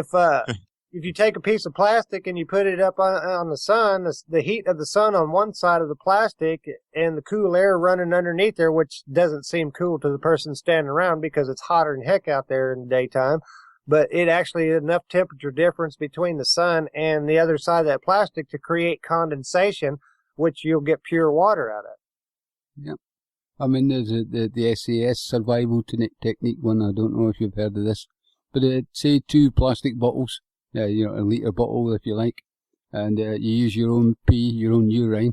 So you pee into one, take them together, and you obviously keep the one with the urine in it, you know, lower than the top bottle. So you've got well, they're connected at the neck.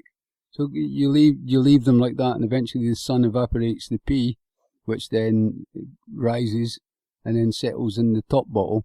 So once it's all evaporated, you split the bottle, obviously, try not to contaminate the fresh water, and you have distilled fresh water from your pee with the 2 bottles.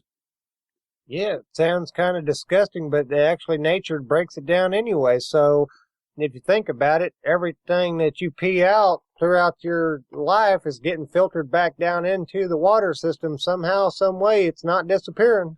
Yep. Yep. But certainly, So- what we're talking about here is being self-dependent and getting away from, obviously, the commercial side of things. If you can grow your own foods and have your own wells, or get your own water supply in the sense of maybe like an Cola Blue or a dehumidifier or something, certainly that would be the right approach for me. Yep, and you know, if you think the governments and the corporations out there got your best interest at heart, just look at their track record. I mean, here's the thing, you know, I keep saying this. If they wanted to solve world hunger, it'd be done by now. I mean, we have more than enough resources. We have more than enough capability, technology. We know how to make water purification systems. We could take them over there. We could ship water in. They can build an oil pipeline clear across the United States from Alaska. They can't build a water pipeline up into the middle of Africa to give these guys fresh water or anything. Seriously? Look at Dubai. You know, Dubai is like a man-made island pretty much because they keep on growing. They take and dredge up sand and they pack it down and they make more land and they build skyscrapers on this. They pump thousands of gallons of waters up through tall skyscrapers for the cooling and for the plumbing and all that kind of stuff. They have huge desalination plants that take salt water and separates the salt and makes fresh water for everybody to drink. And these guys are over there living on a sand island in the lap of luxury, and people over in the other part of the world are living in pretty much the same conditions out in the desert, starving and can't find no water to drink. Something's wrong with this process. We have technology on one side of the town, but we can't share it with the guys on the other side of town. Yeah, call me crazy, but, you know, common sense done went out the damn window with the invention of the pogo stick and brass knuckles. Yep. Well, anytime anybody tries to do something good like that, sorry, anything good like that, like Gaddafi in Libya, he basically had a pipeline going to the deserts, and he was going to, greenify, I think they said it was, the deserts, and when they attacked Libya, one of the things that they bombed was the pipeline. Yeah, look it up. See if they didn't bomb that pipeline. They can't have those folks over there because you know what? Africa has gold mines. Africa has a lot of natural resources. They have a lot of stuff that the folks out there who aren't aware that they have an option to keep the stuff for themselves and grow their own economies. As long as you're from the outside and you can keep these people from knowing what kind of power that they have at their disposal, you can keep them in a situation where they're dying off and killing each other for whatever resources they can get a hold of, while at the same time fattening your wallet up. Now, I guarantee you some of those folks at the top are sitting on a wallet 3 stories higher, if not higher. My wallet has dust. If you open it up, like cobwebs and stuff fly out, little moths. So there's a bit of Scot in you then, is there? A bit of Scottish in you. You can holler in mine and get an echo back. Hello, hello. On that comical note, just for the second, guys, Shazizz requested a tune here, and we'll have a quick tune break, and we'll maybe wrap up the show. We're actually about 40 minutes over the time, although there's no host on, but I must admit I'm feeling the strain a little bit, so I'll stick this wee tune on here for you. Guys, it's Buffalo Springfield, and I don't know the whole title of it. Hang on, I'll open that one. Alright, Stop Children.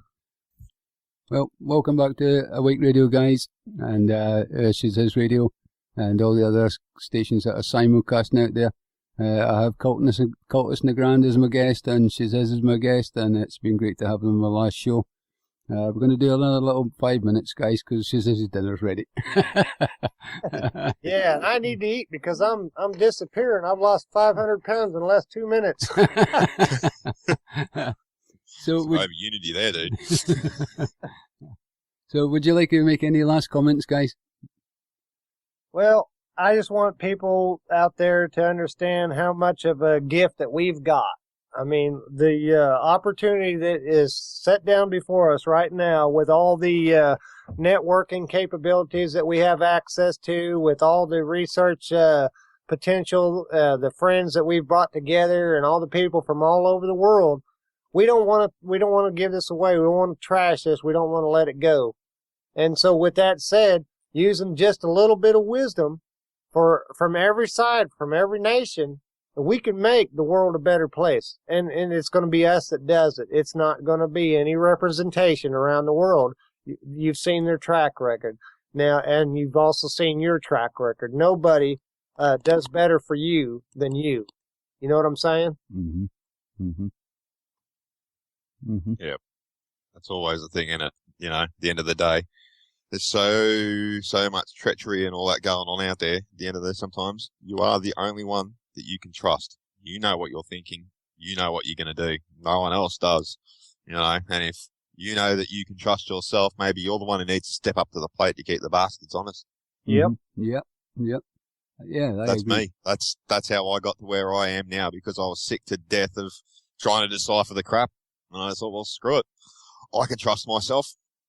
Yeah, do some research for the things that you need. You know, if you got a medical problem, do some research in alternative medicines just in case. You know, we don't know if these guys crash the whole system, and you know all kinds of alternative methods, such as like what I was talking about earlier about using a teaspoon or two of cinnamon, natural cinnamon during the day, you know, and it'll help regulate your blood sugars. There's a helpful deal for diabetes. There's all kinds of different ways out there.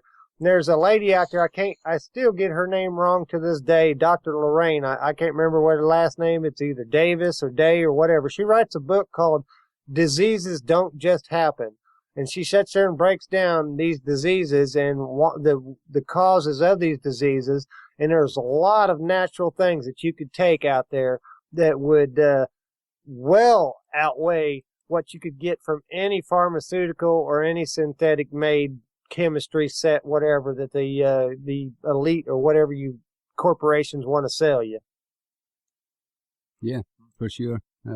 It's back to what we were saying earlier on, guys, about being self-dependent and gaining knowledge, and using that knowledge is more importantly than gaining it, I think. And you know, we really can go back to something of a more natural type of life. You know, in the sense of what we eat and obviously what we consume. And I think really if we can keep working together and, you know, basically help if you're up in whatever you do, then help those that are lesser off than you. I really think that's the way to go forward, to be honest. Yep, grow those gardens. Don't ask for permission and share the food. It's put a tomato in your pocket out of your garden and walk over to your buddy's house and accidentally stick it in their cupboard. You know what I'm saying? Yeah, that's the way to go about it. Because if you ask for permission, you're bound to be told no. Yeah, and if your memory's like mine, write it down. Save it for later. Yep, for sure. Well, for me, I would say being sovereign, you know, you don't need permission to do anything. You just know what's right and wrong. Well, yeah, and the first step to freedom is to freeing your mind from being told what to think. You know, go out there, climb outside the box like those little kittens that I keep talking about, you know. Mm-hmm. Once you're outside that box, they're going to play hell putting us all back in the box. Yep. You know? Yeah. When you're in the box, they can just close the lid and you're stuck. Yeah. But when you're out the box, it's a little different. Once you've seen what's on the other side of that wall, mate, it's kind of, you know, Yeah. it's just too much to go back in the box, mate. You just got to keep going exploring, rather. Reminds me of something funny, Cultus.